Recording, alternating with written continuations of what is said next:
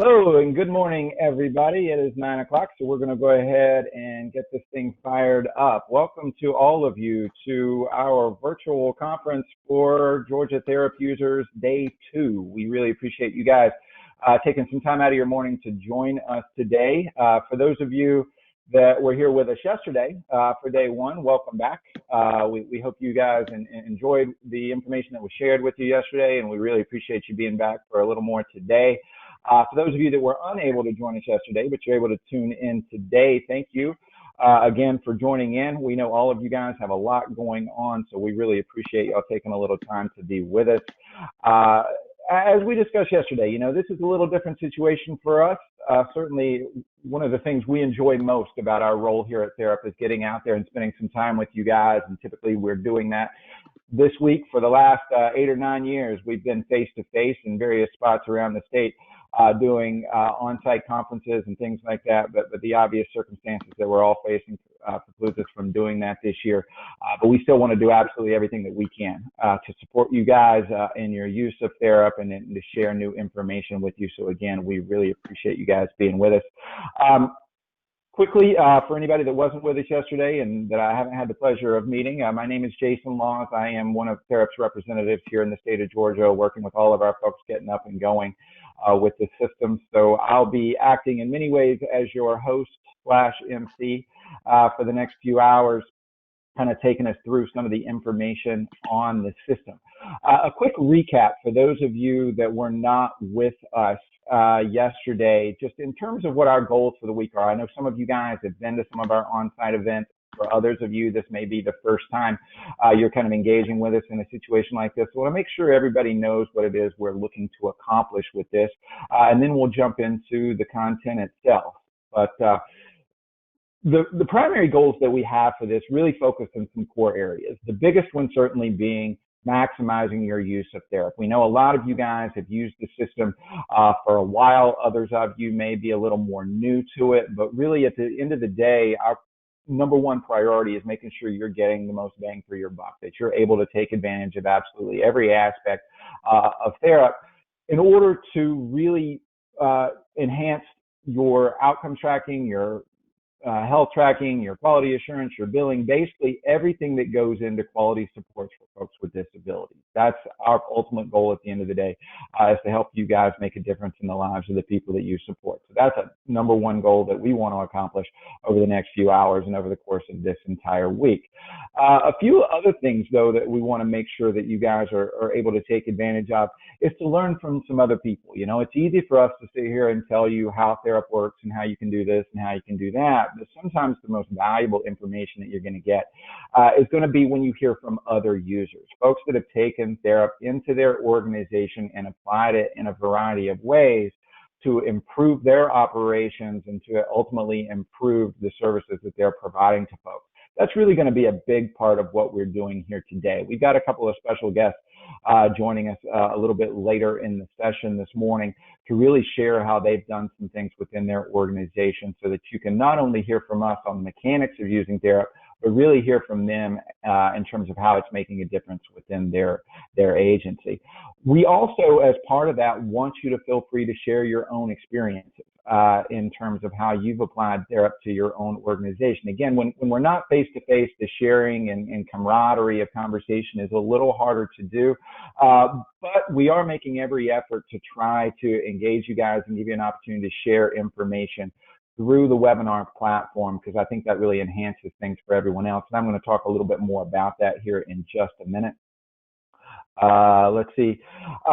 We also want to make sure you guys know about new tools that have been made available in Therap. Yesterday, we kind of spent one of our sessions going through some of the updates. We're not going to go through those quite as explicitly today, but we are going to make sure that you have information about all of those things available, and we certainly want you to ask questions. I do anticipate as we go through this, we'll be referencing some of the new tools that are in Therap. One, for example, we're going to be talking about data-driven outcomes. That's certainly not a brand new tool within Therap. It's something that's been available for a little while, but it's also something that some of you guys may have not had an opportunity to see in action. So we're excited to share information with you about that. There's also been some new updates to that tool in the recent future. So again, we're going to certainly use this as an opportunity to make sure you know all of the new tools that are out there. And then one of the other big things that we want to accomplish here is for you guys to help us learn. This is kind of a new environment for us as well. We're pretty used to working remotely. We've all done it for a while in terms of doing webinars and things like that. But not being able to get out there and be in front of folks and all of that stuff kind of creates some new variables and new challenges. And so we're trying a lot of different things to figure out how to best support you all and engage you during this unique time. And so to that end, we certainly want to hear from you about how effective this is in terms of getting you the information that you need, giving you the opportunity to share what you're doing within your organization. So please provide as much feedback as you would like. The good, bad, and the ugly. That's what we want to hear, because we want to keep getting better every time that we do this sort of thing. And so to that end, I'll get back to, where did my slide go? All right, I'll go back in just a second, but I want to point this out because some of you guys may be a little bit new to the GoToWebinar application. So I want to show you some tools that you have available to you, depending on which version of GoToWebinar that you're using. If you have the downloaded version, you probably have a panel that looks kind of like what you see on the left-hand side. If you are using the web-based version, you may have one that looks a little more like the one you see on the right-hand side. But the same functionality is available within both. And both of them give you the opportunity to ask questions through the platform, gives you the ability to access handouts. We have a few handouts today loaded into the system that you can access and refer to throughout the presentation, and certainly take them with you after we're done today. And you also have the ability to just raise your hand. We're going to try to do our best to incorporate some opportunities for asking questions and things like that. Most you guys are going to be on mute for the better part of the day, just because we've got a lot of folks registered and that sort of thing, and we need to keep the ambient noise down. But it certainly doesn't mean that we don't want to hear from you. So please feel free to take advantage of these tools within the application. When one of us is speaking, the other ones are going to be monitoring that stuff so that we can recognize you when you have something to add to the conversation. So please feel free to do so. But with that said, let me jump over now to our agenda for the day, kind of set the table for what we're going to be going through.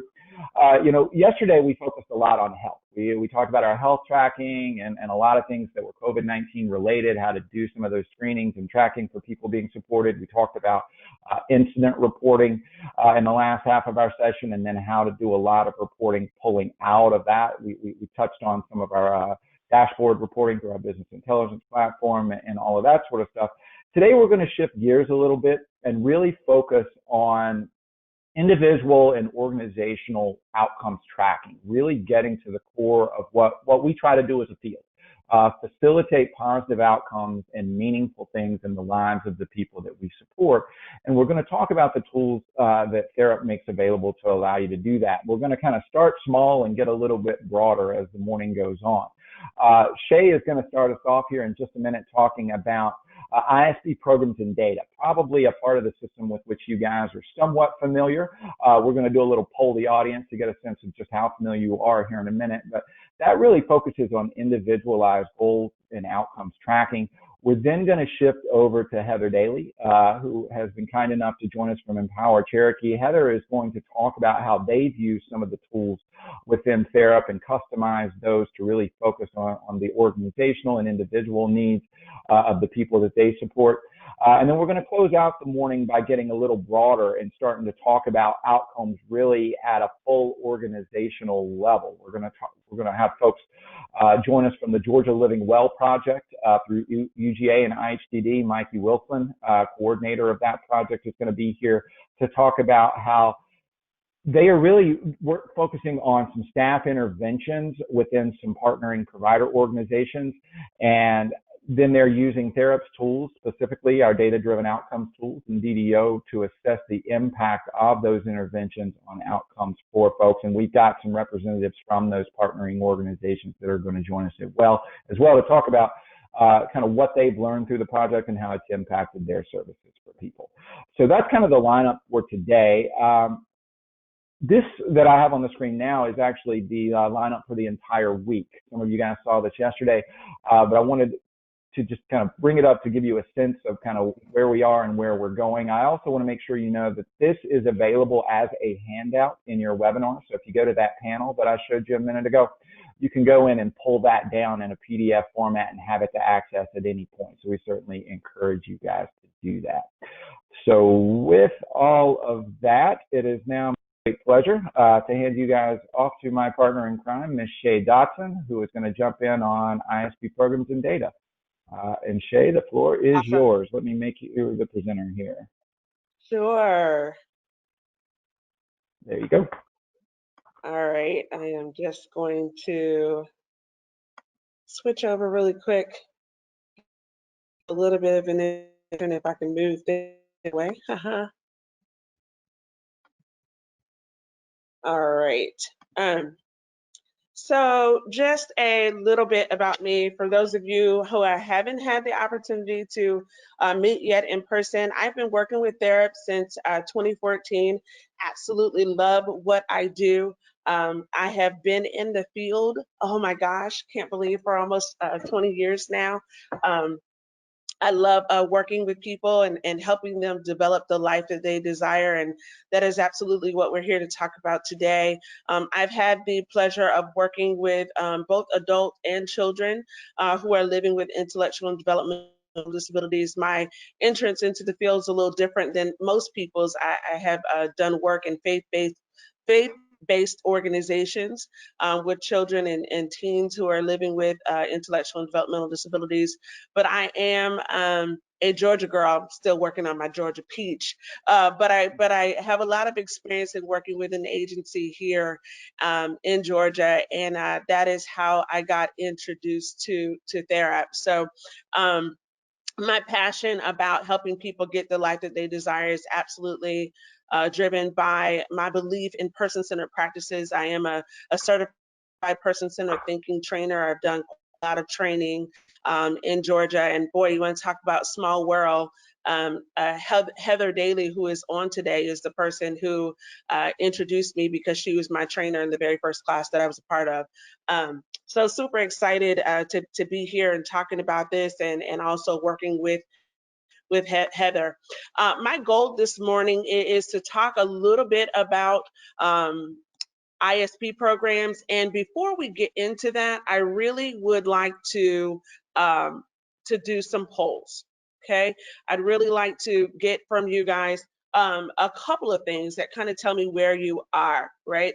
So first and foremost, I want to know, what is your current level of experience with ISP programs and data? So I'm going to launch this poll, and if you will just be so kind as to participate in that. So just want to know, where are people at? Maybe you're new, you're less than a year into this and implementation. You might be intermediate. You might be that person that, hey, I know my way around just a little bit. Or you might be that person that says, honey, I've been doing this thing for over 3 years and I'm a pro. So we just want to see, where's everybody at with that? Gonna wait a couple more seconds and see if we can get everybody in on that poll. I know there are some people wanting to say, girl, I could teach this class right now.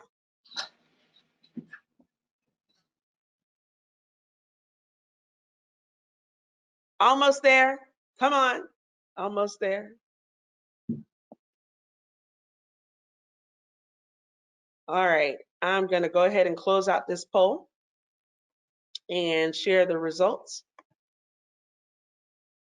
So it looks like we have about 26% of people who would say, hey, I've been doing this less than a year, so I'm still learning. Our middle, 41%, is saying that they're intermediate. They know they're on the module a little bit, okay? And a couple of people who are OGs in the system, and they are advanced. So awesome. That is good to know. I am going to ask you, all right, been able to talk about that. The next thing that I want to know is, what is your agency tracking using our ISP data? What are you tracking? What is the goal of the data that you are trying to collect currently within the system?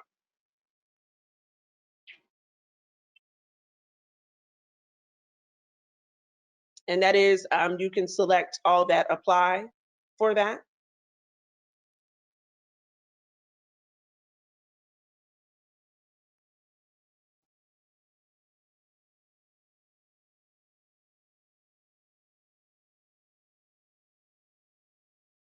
Doing pretty good. Those scores are coming in pretty quickly.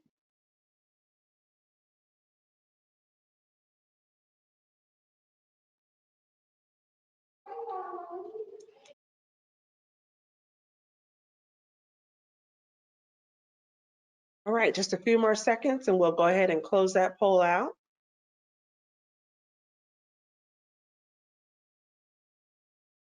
All right. Who's ready to see the answers? I know you all are. Let me share that with you. So, of course, primarily, most people are using ISP programs and data to track the goals that are coming from the individual support plans. Then the next, and that's a good number to see, that we have a lot of people who are using our ISP programs to track behavioral data. There's great reporting that comes out of that. A lot of people using it for your state and federal compliance data to track water temps and things of that nature, some staff checklists, and some emergency response data. Okay, very good. All right, last poll before we jump into this session. That one. And let's then ask, okay, which Georgia specific templates, ISP program templates are you using? Okay, out of that global template library, which are those ones that you are using? So again, feel free to check all that apply.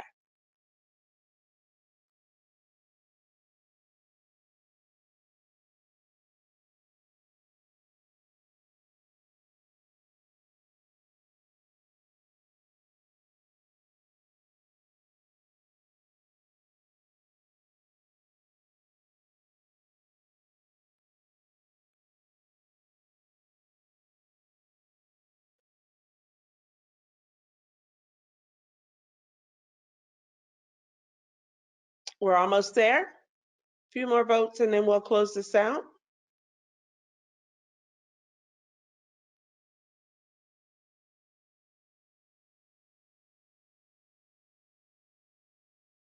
All right, I'm going to go ahead and close that poll out. So we see that a great percentage of everyone who is participating today, you're familiar with the HRST data tracking. A lot of you are using the DDP template within the system. There's some that are using the personal care home checklist. Good percentage using the COVID screening. That's great. And some fire drills. And so part of what I'm going to go over today, okay, part of what I'm going to go over is how you find those things. So, and I see a note from that you really knew. So that's great. I'm glad that you're here because hopefully this information will be helpful to you, and you will be able to gain some knowledge on some things that you can use. All right. So we are going to dive into the system. All right. So my goal today is to talk about a couple of things. I am going to quickly go over some of the basic components of ISP programs and how you put them together for general use. I want to talk with you about the importance of the scoring method that you choose. So we're going to talk about ISP scoring methods. We're going to talk about the global template and the use of ISP program templates, and I hope to get into just a little bit about reporting. So it's going to be sort of a broad view because all of this is going to build onto some things that Heather is going to talk about in her presentation with regards to how her agency was able to use the system to track meaningful data for the people they are supporting. And then, as Jason said, it leads a conversation that we're going to have this afternoon about data-driven outcomes and how that can help your organization become even better with what you're tracking in the data and learning from it. So ISP programs is what we call a caseload-based program, meaning in order for you to use it within the system, you have to have it within your super role. And your super role represents a bundle of privileges given to users who do like functions of within the Therap. And so if you are not familiar at all with how all of the privileges and how you set up super roles, we certainly have and things on that. But one of the things I always invite people to look up in our user guides, because we have a robust library, is what we call the list of all roles. Okay, it didn't like that. Let me try this a different way. Come here. Apologize for that. So on our website, you can go to help and support. You have the ability to search for the information that you need. And so this list of all roles is something that I still go by, and I've been working for Therap for almost 6 years now.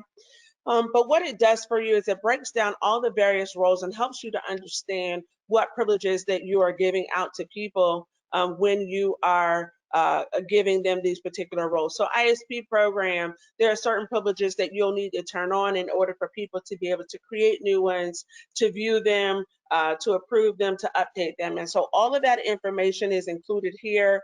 Also with regards to other things, other functionalities, if you want people to see reporting and things of that nature. So for the sake of time, I just invite you to go to list of all roles for that. I want to come to the dashboard. The the ISP programs live on the individual tab. Okay, so on the individual tab, if I'm in here and within our system, you have the ability, let's say that you're doing it, which is what majority of people are doing it for, is to track those goals that have been outlined as a part of that person's plan for what they want to accomplish in the next year. So you have the ability to either create an ISP program that is specific to that person and that person alone, or you have the ability to create what we call our ISP program templates, okay? And you could build your whole library of that. So if I'm going in really quickly to create one, I would choose the program where I'm going to create it. I would choose the individual that I'm going to create it on, okay? And I like to think of when you are creating an ISP program, because you've got to create this first. This becomes kind of like your training sheet that people have to read over to understand and know how this program is going to be put together and what they're responsible for tracking. So it's important to understand the components of this. So I like to think of when you put together an ISP program, you do it in 5 big steps, okay? Step is going to be your program description. And so in here, it's going to be important to make sure that there's a clear program name, because that's what your staff are going to see when they're going in to choose the right one to be able to put that data in on or track that data. Program creation date is basically going to tell the system when is the first date that we can start collecting on this program. So within the Therap system, you do have the ability that, in Georgia, typically when you're working for an agency, you're starting out those new goals on the date of that person's birthday, right, for that new year. So you're starting that out, and typically people are putting in that date. You do have the ability that, let's say that you are working on some goals that are going to come out for August, right? Maybe you're in that 90-day, 60-day preparation for those individuals. If your ISP happens to be approved that soon, you can go ahead and put goals out there ahead of time, but you could have it for a future date. And that way your staff won't be able to go in and put new data on the wrong ISP program. So in the program creation date, it's important to have that in there. You also have a target completion date that you can put in. A lot of times agencies in Georgia will, open up the ISP system. It used to be CIS, and know that you guys are using something different now. But if you have the ability to open that up and have this working side by side, you can copy some of that information directly into this so that the information matches up. That way, when support coordination comes out and they're reviewing your data, you can see that information, that it matches, and that the language has not changed. But nonetheless, 5 big steps that you're going to fill this out. The first part is you're going to fill out all of the narrative columns or boxes under program creation. Very important in this particular box here to pay attention to what number you leave this on. Okay, and the reason for that is this indicates how much data can be collected on this particular ISP program within 24 hours. So if I leave this at 1, that means that the next person that comes in after me to put data on it, the system is going to say, hey, we've already collected data on this for today. You can't get in until another 24 hours, or you can't get in until another time, and you'll get error messages. So if it's a situation where multiple people are going to be working on this particular goal with this person, make sure that you are putting that number up a little bit so that it allows for multiple opportunities for data to be collected. You have information in here that will help people know how often they should be working on this goal and what is the schedule and frequency. And again, if those goals are still written the way that they used to, when I was working in an agency, oftentimes you work with your support coordinator and that information is outlined and you could just sort of copy that information in. There is a place that you can put in baseline data if you have it. If not, if you're using the initial tracking of the data to gain that data, you do have the ability to put in a time range, and the system will then calculate those baseline scores for you that you can use at a later date for the new data you're going to track. All right, so first big step, you're going to fill out all the narrative boxes under program description. The second step after that is that you want to come in and select a scoring method. You'll notice when you come in here, it wants some required information.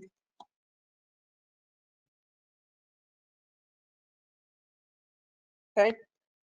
You're going to notice that when you come in to select the scoring method, there are going to be some default ones that Therap has created that we put in sort of as a library here. Okay. But there are also going to be the ability for you to create some default scoring methods. Okay.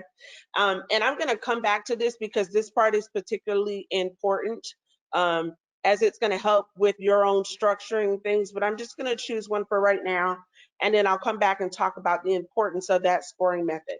Okay. So you would choose your scoring method, or you could define one if you wanted to create one, within that particular ISP program for that person.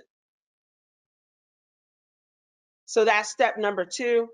Step number 3 would be anything that you are going to track, meaning anything that you need to collect data on, you're going to make sure that you add a task for it, right? So it might be that you have goal 1,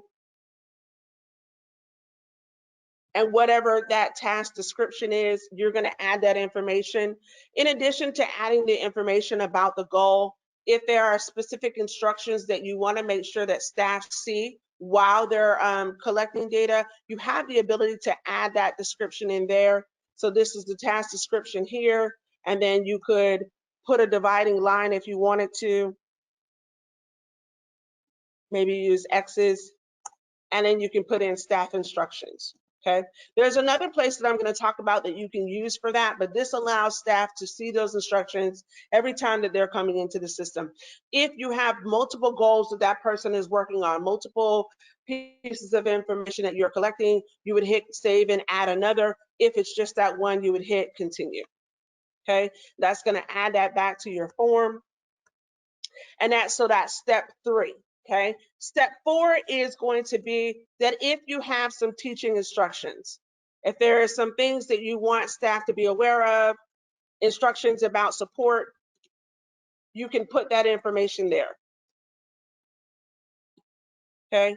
And again, if you only have that one, and this is oftentimes where on the paper form, if you had certain things about what scores meant what, different ways that you need to support this individual, that's information that you can put there. If you have more than one, you add another. If not, you hit continue, and that will add it back to the form. Okay. And then step number 5 is that you're going to fill out the information under other details. And this is going to help set up the structure in which the data is collected. So we know in Georgia, when we are collecting data, we need a begin and an end time. We need to be able to track the time that we've worked on these things. So you would want to make sure that that's there. You have the ability to make that required. So you could say, yes, I want this required every time data is being collected, or yes, if there's at least one reportable score. We're going to talk about that in your scoring method on what reportable versus non-reportable. The same for comments. There's a section at the bottom because some agencies have decided to combine their collection of ISP data or goal data with also the progress note for the day. So there's the ability that you could either use the comment sections under for each goal, or that big box at the bottom that would help you to collect that data, or sort of paint that picture of a day. And again, I'll show you some examples to show you what I'm talking about. So you come in here and there's going to be a list of questions that you're asking. You know, you could require that, hey, we know that we need to collect the location where these services are being provided, or where this goal is being worked on. So I can say, yes, that's required. Also, the use of scoring comments. If I know that in addition to them pulling a score from the drop-down menu, I want them to write in detail what was the person's reaction, what was the person's response, who did the person interact with. All of those details, you can make those scoring comment sections required. And then you can also choose a default score. So most times when I was doing this, I would leave it at a select score, because I didn't want a score up there that if staff were just sort of rushing through, they weren't paying attention and actively, intentionally choosing the right score. But if there's a scoring method that you put together, this is going to be the drop-down menu that your staff see. And if there's one that you just think it should be defaulted to automatically, you certainly could select that and make it as a default. If you want the ability to change, you know, to say one person reported it and another person was the one who was actually writing it, you could have that as editable. If you're using ISP programs in conjunction with your billing, as that backup data, you always have the ability to go in and default the answer to yes, so that staff are not having to worry about that, or make it required that they have to choose yes or no. And so there are some other things in here about collecting multiple task scores in a day, time overlap. If I don't want staff to be able to come in and one person was working on this goal from 9 a.m. to 10, and another person say that they worked on it from 9:30 to 10:30, if I don't want that time to overlap, I can say no, and that will keep that from happening. And if you are an organization who is currently implementing data-driven outcomes, again, we're going to talk about this later, in your ISP programs, one of the things that you will fold into your process is having this ISP program marked yes, so that the system is automatically collecting that data behind the scenes in order for it to be mapped and to give you some greater analytics, you know, when you get ready to look at those business intelligence reports. You have the ability that if you wanted to upload a document, an attachment that's going to show some teaching methods or approaches, pictures or what have you, you have the ability to put that there if there are further instructions that you want to add. So at the bottom, depending on what level of privileges you've been given, you're going to see save, submit, or approve. Save is, hey, this is still in draft. We're thinking about it. We're not quite ready for it. I need to come back to it and make some more edits. Submit, of course, is going to then submit it in the system, and the next person, maybe you have a hierarchy that some people within your team are the ones who are creating the ISP programs while others are approving. You have the ability to do it that way, or that one person who's doing it might be the end all be all, okay? And so that is how that goes. Let me just go back to my dashboard and kind of show you a finished product really quickly. I love the individual homepage. Let me get by a show of hands on the GoToMeeting panel. By a show of hands, those who are attending, how many of you use the individual homepage or teach your staff to use the homepage when they're working on data from day to day? Oh, I see a couple of hands going up. See a couple of hands going up. That's awesome. Listen, the individual homepage will give you life. Your staff will love you if you teach them how to use it, okay? So one of the easiest ways to go in and do ISP data on an individual is using that individual homepage, because all of those programs will be listed right there. So they don't have to go searching from tab to tab to find them.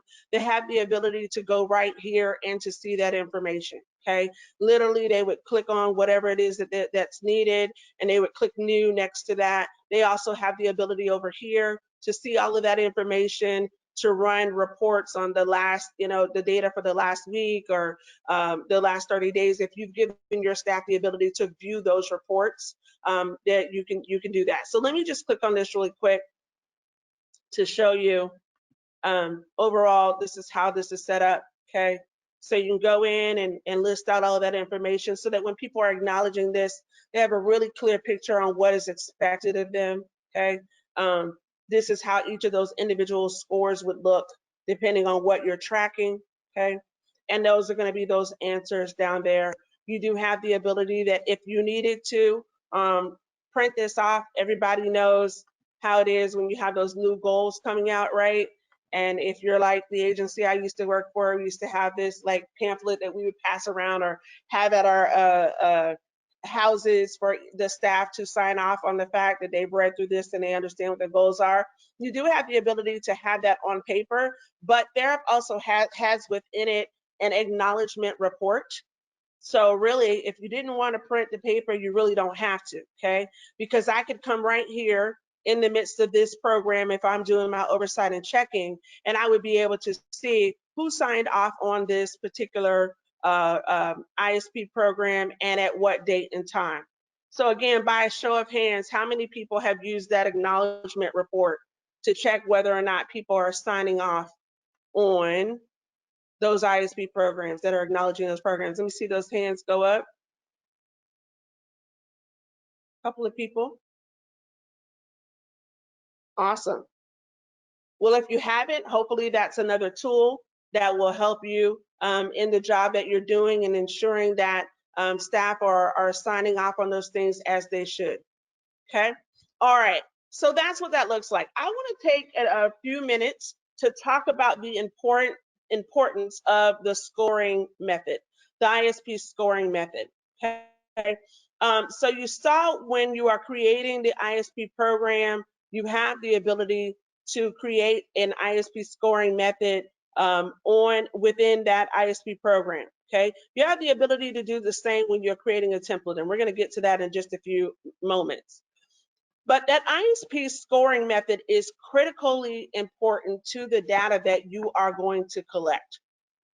The saying is good data in, good data out. And that is going to be critical based on how you set up that scoring method, because the scoring method is absolutely what your staff see when they are collecting that data. So if I'm going in and I am collecting data, or I'm going in to track that data, okay, I am going to see these options in my drop-down menu as a staff person. And so depending on what you put here is going to determine what kind of data, what level of data you are getting.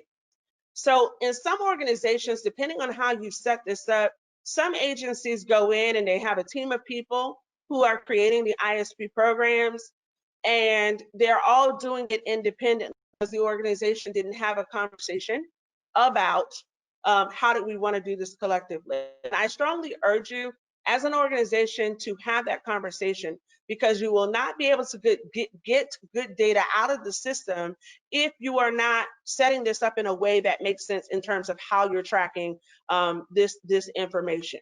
Okay, if you're not clear on what these questions are or what those goals are, and making sure that that's clear, that people have a good understanding of it and the choices here, you're not going to get good data out of the system. So for that reason, you do have the ability, if you want to sort of standardize what's in that, and you don't want each person who is creating an ISP program to go in and create their own ISP scoring method, right? You have the ability to standardize that. Yes, you can create your own library of scoring methods, because there might be different ISP programs that you're using that collect different things.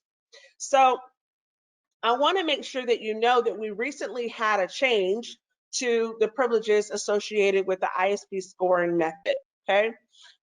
It used to be that if you the provider setup role, administrative role, you automatically had the ability to go on your admin tab and create ISP scoring methods. And in a recent update, that changed. Okay, this is now a part of the new administrative roles that you turn on person by person.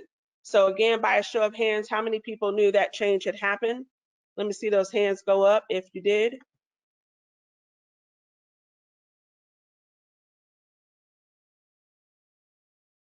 Katie's like, girl, I knew that.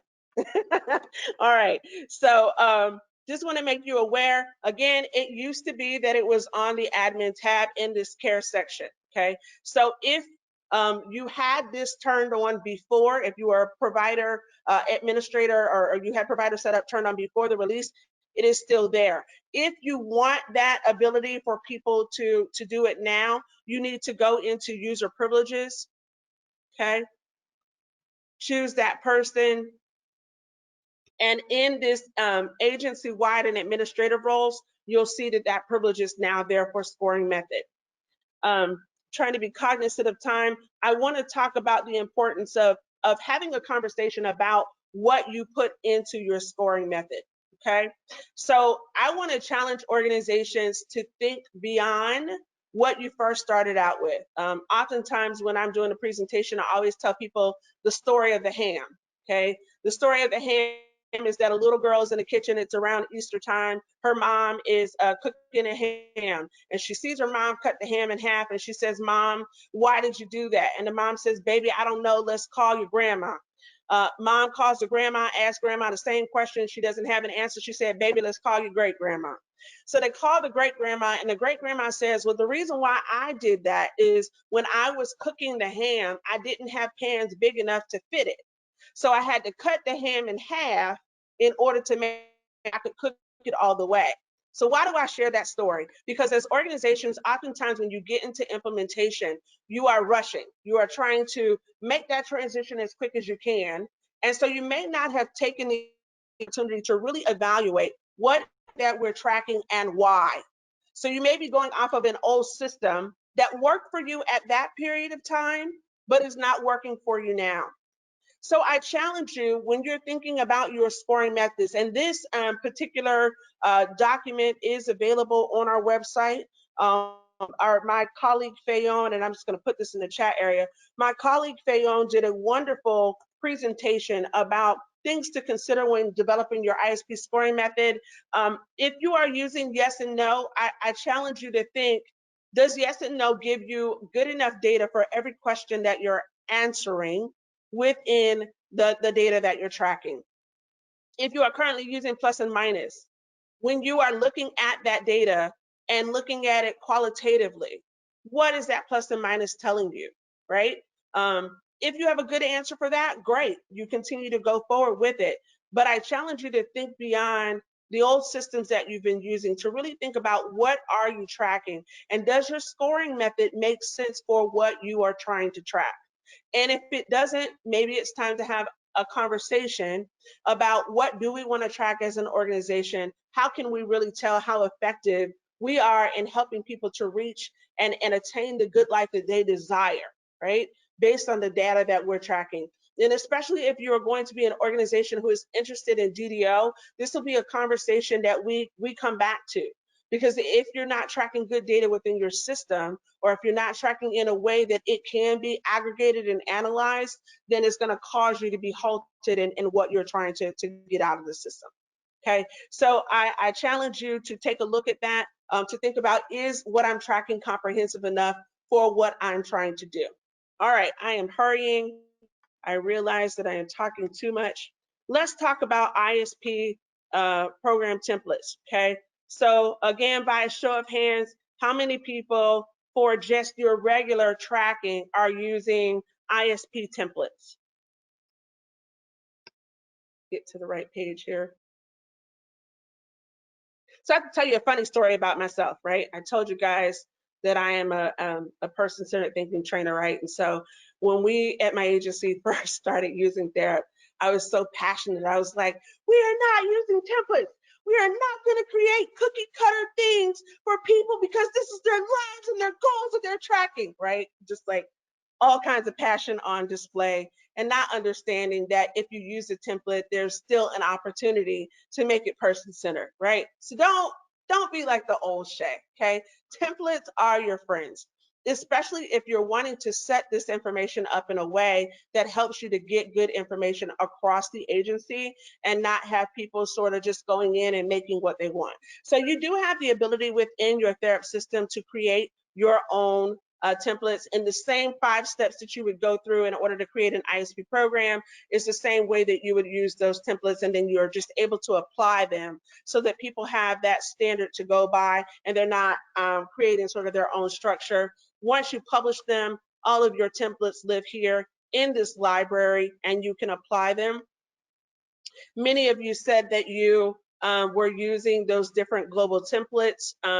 And so if you go to our global template library, our certified trainer, one of our certified trainers for Georgia, Christy Dominy, has done a great job of putting in some of those Georgia specific information that you need to track. So if you put in her name, Christy Dominy, okay, if you put that in and just do a search, all of the various things that she's added over the years will come up in the system. And if you are looking for the latest and greatest on that HRST data tracking form, it is within here. You can go in and look by the dates that they've been published. You can look by the imports to see how popular those things are. With regards to some of these, it might be better to do it by dates just so that you're able to see the latest and the greatest. So for example, that COVID screening, if you're looking for that, she recently did an update to that HRC data tracking form for the temps and just various things, nurses notes. So there are a lot of things in here that are already set up for you that you don't have to reinvent the wheel if you're looking for things, those tornado drills or emergency drills. There's various things in here that can be very helpful to you, and this is where you will find that information, okay? I have gone over my time and I wanted to, if we have time later on, I'll touch on some different reports that might be helpful to you with ISP programs. All right, Jason, I'm passing it back. I'm 2 minutes over.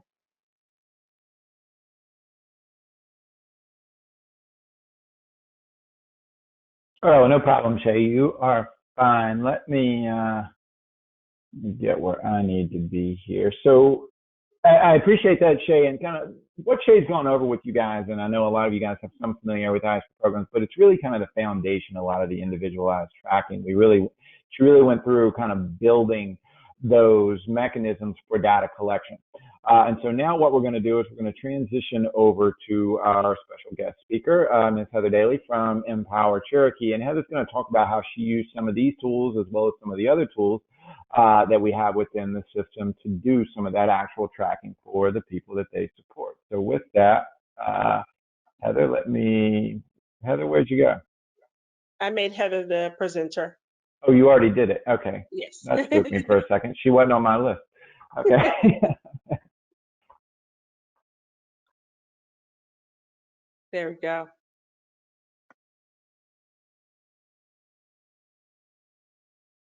Heather, you may still be muted. Now, can you hear me? Yeah, yes. And can you see the presentation? We can indeed. Awesome. Okay, so good morning, everybody. And I think you'll find that what I plan to share with you will tie in very nicely to what Shay's already started talking about today. And it's just kind of our experience here at Empower with using Therap. And as Shay mentioned, I am also a person-centered thinking trainer, and I'm the chairperson of the Georgia Learning Community, as well as the executive director of Empower Cherokee. Shay, I feel like we're getting old, hun. I'm sitting here thinking Shay's got almost 20 years. I started working in this field in 2000, which gives me exactly 20 years of experience in this field and doing this kind of work. I can't imagine doing anything else. So I love working with the DD population. I love working with all the different providers and all the different families. But what I love the most is the way we can use electronic things to further our missions. And Empower Cherokee, I've been here since 2014. And the very first task I had here was as special projects coordinator. And the very first project that I had was to figure out what online system we were going to use to do our documentation and move away from pen and paper. So in 2014, when I got here, this organization was almost entirely pen and paper. Flash forward to 2020, and we are using Therap for our documentation for our participant records. We are using a HR and payroll system for, and I'm not going to give you names, but you can ask me later, an HR and payroll system for our employees. So that's all cloud-based. We use a cloud-based training system for all of our training. We use Office 365, which is free if you're a nonprofit, through TechSoup for all of our communications and all of our cloud storage of any documents that don't go in any of those other systems. And we also use Zoom. Also, you get it very, very reduced if you are a nonprofit through Office 365 to communicate with our participants and our families and each other and other providers in the Georgia learning community. But we found that to be really, really helpful during this time of COVID. So just want to let you know that I have, lots of experience in the DD field, lots of experience with the technology side of things. It really has become my passion. So I'm excited to share with you guys how we use Therap to plan, document, train, and measure, and then go back to planning, document, training, and measuring. It really is a cycle. So give me just a second. Let's see if I can get my clicking to work. Hold on a second. Next. There we go. Perfect. So we are Empower Cherokee. Empower Cherokee was formerly known as Cherokee Day Training Center. So I don't know who all's on, but some of you guys may recognize that name. That was our organization name for 50 years. In 2019, we changed our name to Empower Cherokee of Georgia, Inc. And we did this for a lot of different reasons, but for the primary reason is that our philosophy had changed over time. We really did want to focus on our person-centered services and engage people in their communities, which we feel like results in better outcomes, not just for people supported, but also their support network, our employees, and our greater community. And it has proven to be incredibly true. Our community has fully embraced Empower Cherokee from the top to the bottom. I mean, we've got folks that are, you'll see pictures later, we've got folks, Max is here, that are now part of a grant that we have that we call our Empowered Artists, and they make beautiful pottery and jewelry and air fresheners. We've got we're not doing it now because of COVID, but we have a cornhole team that plays at a brewery in the community cornhole league. We have an individual here who serves with me on our local Chamber of Commerce. I can't remember the name of the committee, but anyway, it's the one that deals with governmental affairs, and because he's into government and all those things. And so we've really been able to plug ourselves in. We have, I think, somewhere around 20 folks now that we have employed in different companies all throughout the community. So we really are trying to make sure that our folks are a part of that community and that the community embraces and needs them. So while Cherokee Training Center was historically a place for people with IDD to go during the day to be safe and cared for, they did a lot of pre-vocational work on a piece rate, sub-minimum wage. But since I've been here, we closed the training facility in 2015 and moved towards more supported employment and CAI. We have a huge CAI presence.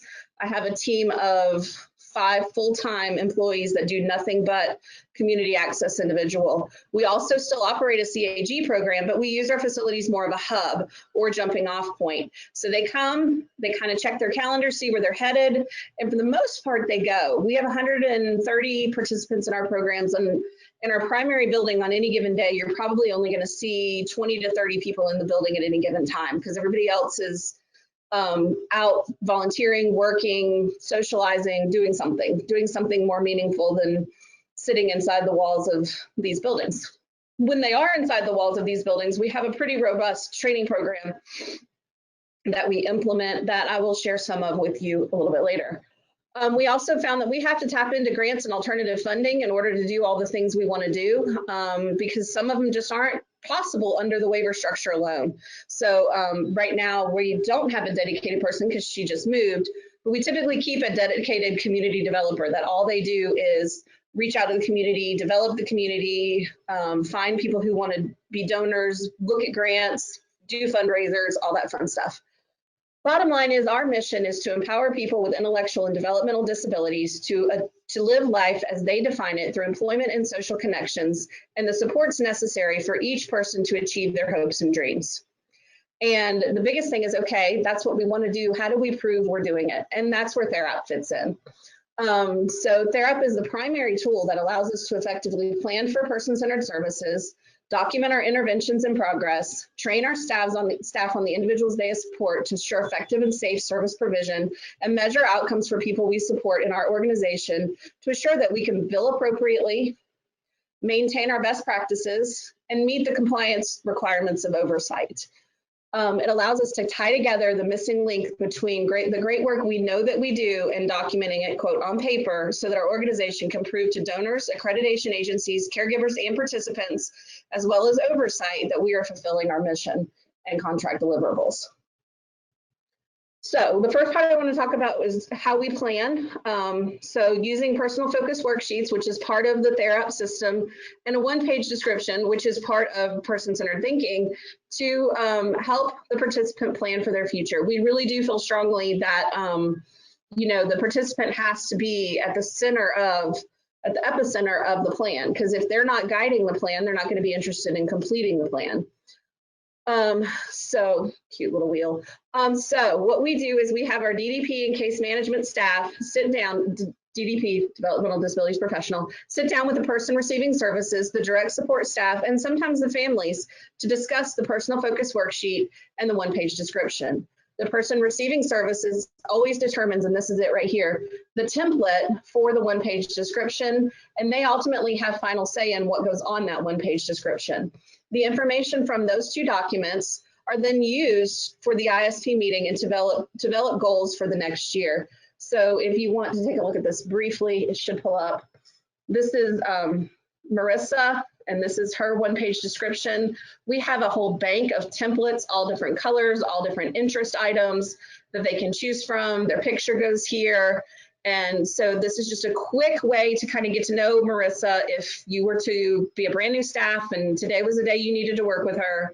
These are just some highlights of things that, makes Marissa Marissa. She loves her family, classic country, talking, church, shopping, loves to be complimented, loves to go to her lunch social, likes to watch TV, she's friendly, she's a great direction giver and caring. And these are some things about how she needs to be supported. So this is just a really basic thing that we do with the participants that they can really understand and participate in.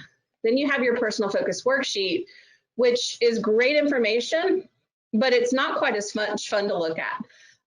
Those one-page descriptions, by the way, they all get uploaded into Therap, and I will show you our spreadsheet, our guide to where we put things in a little bit. But so the personal focus worksheet, if you're not using it, you should. And this is one of the things that, as you're looking at this one, which obviously the name's been redacted out of the participant, but when you're looking at it, you'll see that there's a place for things to be explored or things that could be created as goals. As I was looking for a really good example of one of these, I noticed that we have some remediation to do. I have a lot of none at this time answers, which is kind of the opposite of the intent, which means I need to go back and remind my staff, hey, this whole point, you're answering the questions and that's great, but where do we go from here? It's great we are here. It's wonderful that Marissa has a wonderful smile and she loves nature and she's a great dancer. And she loves music and she always dresses appropriate, which I would say, that's probably not how I would word that, but that's okay. Well, how can we strengthen these qualities? And it says none at this time. So for me, that's a red flag that I have some remediation and training to do with my staff to say that's the opposite of what we're looking for. What we're looking for in that agenda question is, okay, what do we do to get her out into nature more? How do we connect her to community-based dance organizations where maybe she can be in a show or be in a class? How do we connect her to, she likes old country. Is there, music playing during the week somewhere where we could take her out and take her to listen to somebody singing her favorite songs and those kinds of things. So you really want to use that personal focus worksheet to kind of grow where the person would like to go next. So spiritual and religious, would like to join a church in her community. Okay, give me more. What's kind of church? You know, what's the denomination? Is it somewhere where they are, you know, very formal and traditional, like more of a Catholic church, or is it more like a non-denominational, come in your t-shirt and listen to, you know, the band play? You know, so I would circle back with my team and say, okay, this is great. We've got a good start here. How do we deepen it so when we write the ISP, we have the nuggets we need? We've already talked to the team about how do we take this to the next level. So that's a wonderful, wonderful tool, but it takes practice. It takes practice, and it takes an understanding of person-centered practices in order to kind of fill it out to the fullest extent that it's available to you. But then what we do is we take the discussions that we have in these two documents, and they go with us to the planning meeting, the official meeting with the support coordinator and whatnot. And that's how we determine kind of what's going to go into the plan. Okay, so now we have a plan based on the things that the person wants, based on that one-page description and the personal focus worksheet. And so now we got to do something with that plan. So we got to use our ISP programs for meaningful documentation and progress tracking. You know, documentation, it's not always fun. There's not always a lot of time to get it done for your direct support staff. I know we have 10 individuals per staff for some of our CAG folks, and we have an hour of dedicated time at the end of the day for them to document. And that averages, what was that, about 5 minutes a person, 7 minutes a person, something like that. But anyway, it's not a lot of time. So we try to help our staff the best we can to give them what they need to put into those ISP programs. All of our ISP programs, Shay, I'm going to give a shout out to templates. All of our ISP programs, in addition to the goals that the person's working on, for all of our primary services, they also have a section where the staff need to document on choice, rights, safety, health, community interactions, person-centered planning, the additional support needs that they had to have, culture, employment, and actually there's one more that's not on the bullet, and I apologize that it's missing, but it's relationships. And this is just set up in a template form to help staff remember. It tells them, and I'll show you in just a second, exactly how often they have to document and what we are looking for. In addition to that, we have this cute little information station that we've been doing for about 5 years now, and it changes month to month. But what's really great about it is that it gives staff curriculum. So every month it changes, but every month it has topical information about rights. It does holidays and special events. It does person-centered planning. So this is the donut sort, which is a person-centered thinking tool. It does culture. We always pick a culture of the month. It does safety. So this was October of last year, and we did some fire prevention. It does health. So this is breast cancer awareness for the ladies, National Down Syndrome Month, health and fitness for everybody. It does, this is some fatal four training, a lot of health training in this particular month. It also does a person-centered focus question so that we can work with our participants and say, okay, what keeps you healthy? And then we have boards and different things throughout our program that, you know, lets us know that that's, you know, that they can see live and in person that we're meeting those objectives. Our participants can see that we're meeting those objectives. And then it has a schedule. Where are we going to be if we're in the building at Eagle Point? Where are we going to be if we're in the building at main campus? And then if we're out in the group in CAI, CAG, where are we headed? Where are we going? Who are we going with? And then we always celebrate birthdays. So that's been a fantastic, fantastic tool to help our staff have a curriculum to go on to make sure that they're hitting on all these different points. And these points come straight out of Clarence review. So, you know, that's why we have those in there, because these are the targeted focus areas that Clarence looking at to make sure that you're meeting those objectives.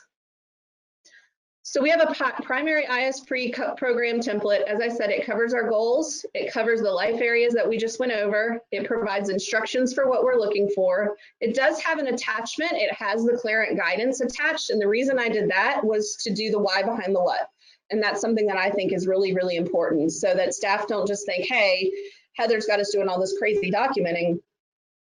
No, it gives them the why. It tells them, hey, we have to do this because the people who are overseeing us say we have to do this, and we want a valid contract, and we want to keep getting paid, and we want to keep providing this good service. So I've attached that there just as a reminder of the why behind the what. And it's adaptable. And typically what we do when we make an edit or an adaptation is we adapt it at the birthday. So when we have a new ISP start, unless it's something critical that has to happen sooner, we rotate that in.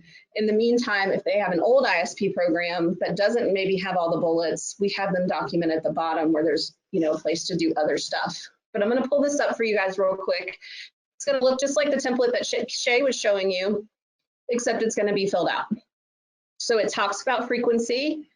It gives you some criteria for completion. This is the scoring method that's attached to our primary services, CAG, CAI, Prevoke. And then it would have the goals, you know, added for each individual person, but every single template has choice. And right there in the description, it tells them what questions they need to be answering. So there's no confusion about how do I document on choice? How do I know when I've satisfied this?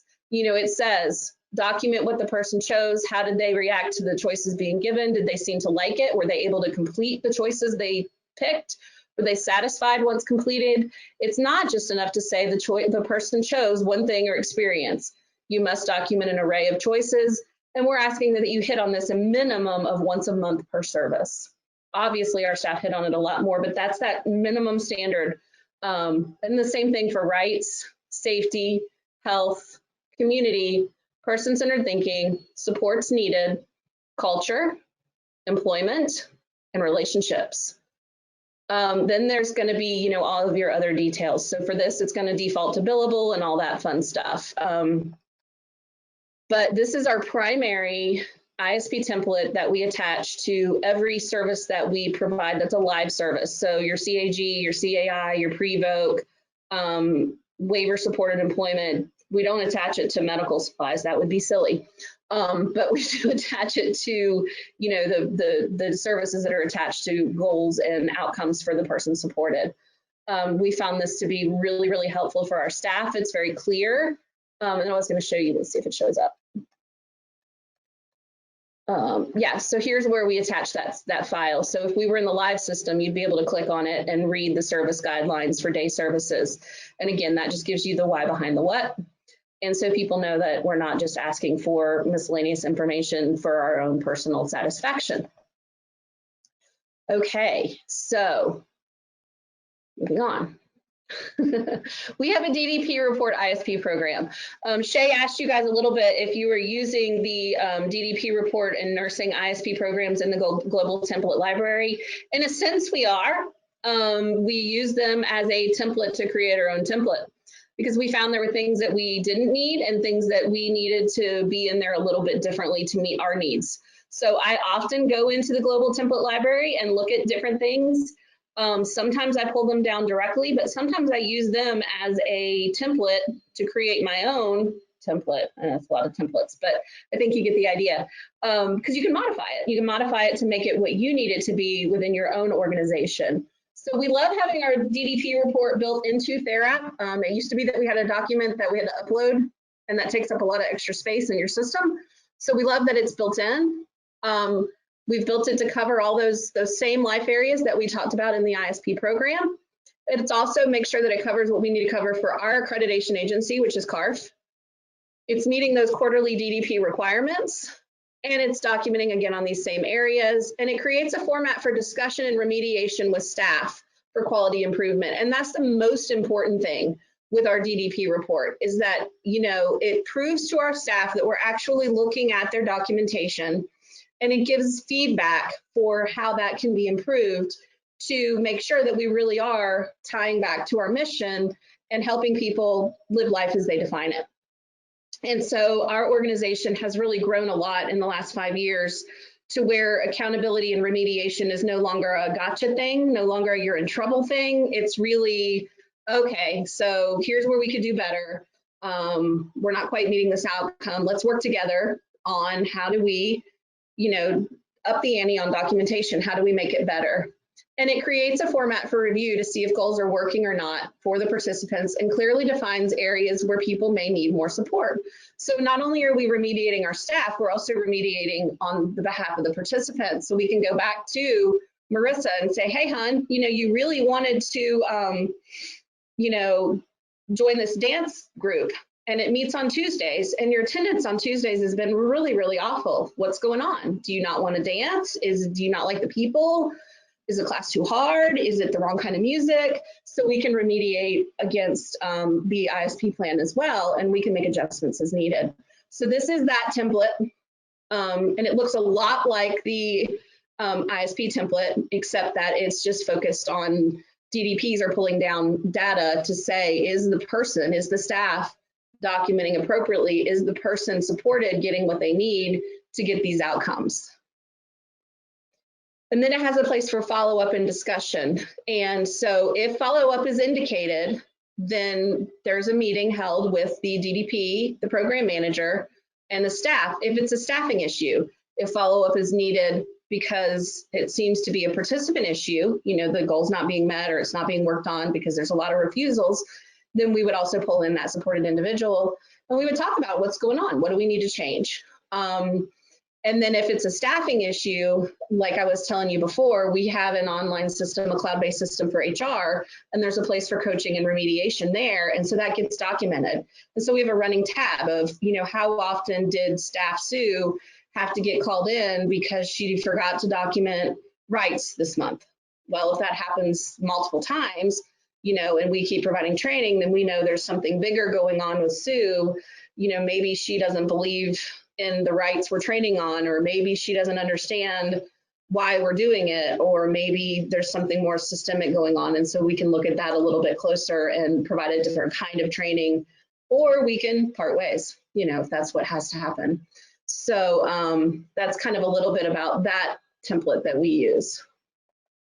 So you can see everything is kind of layered and overlaps. Everything kind of fits together like puzzle pieces. We also have some other ISP programs. We do use the ISP HRST program. We have an SMS, Specialized Medical Supplies ISP program, and we have a COVID-19 ISP program that we are documenting on right now. And actually, some of you that are providers know there's also a webinar. If you see me looking off to my right, there's a webinar going on around Appendix K and documentation for moving forward with reopening of day services and other services. So I'm kind of like keeping an eye on that, but it's being recorded and I'll watch it later. But it is on a third screen in my office right now. But we do have a COVID ISP program that we built specifically around Appendix K and those things. One of the things I want to point out is, this quote that's on the side of the screen, there's a number of other ISP programs that we've tried and abandoned. Maybe they never even made it to past save, draft form, and we've modified them a great deal. We'll sit down with the team. Does this work for you? No, here's why. Does this work for you? Yes, here's why. Or we'll put it into implementation and it doesn't seem to get documented on like we anticipated. So we come back together and we talk about it, we communicate, we practice. But we wouldn't be where we are if we weren't willing to try and fail. In person-centered thinking, there's this whole idea of this donut, they call it a donut. Anyway, there's this area where you get to try things. And if it's not life or death, and it's not gonna cause harm or injury, it's okay to try and fail because, success consists of going from one failure to failure without a loss of enthusiasm, because eventually you're not gonna fail and something's gonna stick and it's gonna be really successful. So if it's not life and death and it's not going to injure anybody, play with your templates, try it out, see what happens. They're only going to get better with practice. So we are one of the organizations that ties our billing directly to our ISP programs. I have a billing specialist, her name is Amy. And when we started this, I'll be honest, she hated it. She was miserable. She wanted to direct bill the way she'd always done it because it was easier and it was comfortable and it was just what she was used to. She loves it. I can honestly say a couple years later, she loves Therap. She loves the billing mechanism. She loves the information that she's able to draw down. We love how it's, very much safe and protected. If you didn't document, you can't bill. So there's really cuts down on fraud. It's fantastic.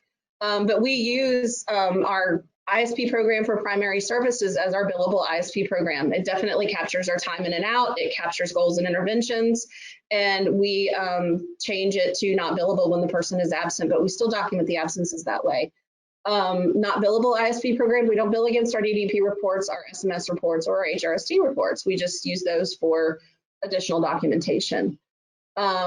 A lot of people in our organization have access to utilization, and we use it in different ways. We use it to make sure we're billing appropriately, but then we also use it to make sure that we're drawing down the right units. So particularly on individualized services, CAI and SCI, we use that utilization to make sure that we're providing the service as it's listed in the ISP, that we're maximizing those units for people, because that's what they've asked us for.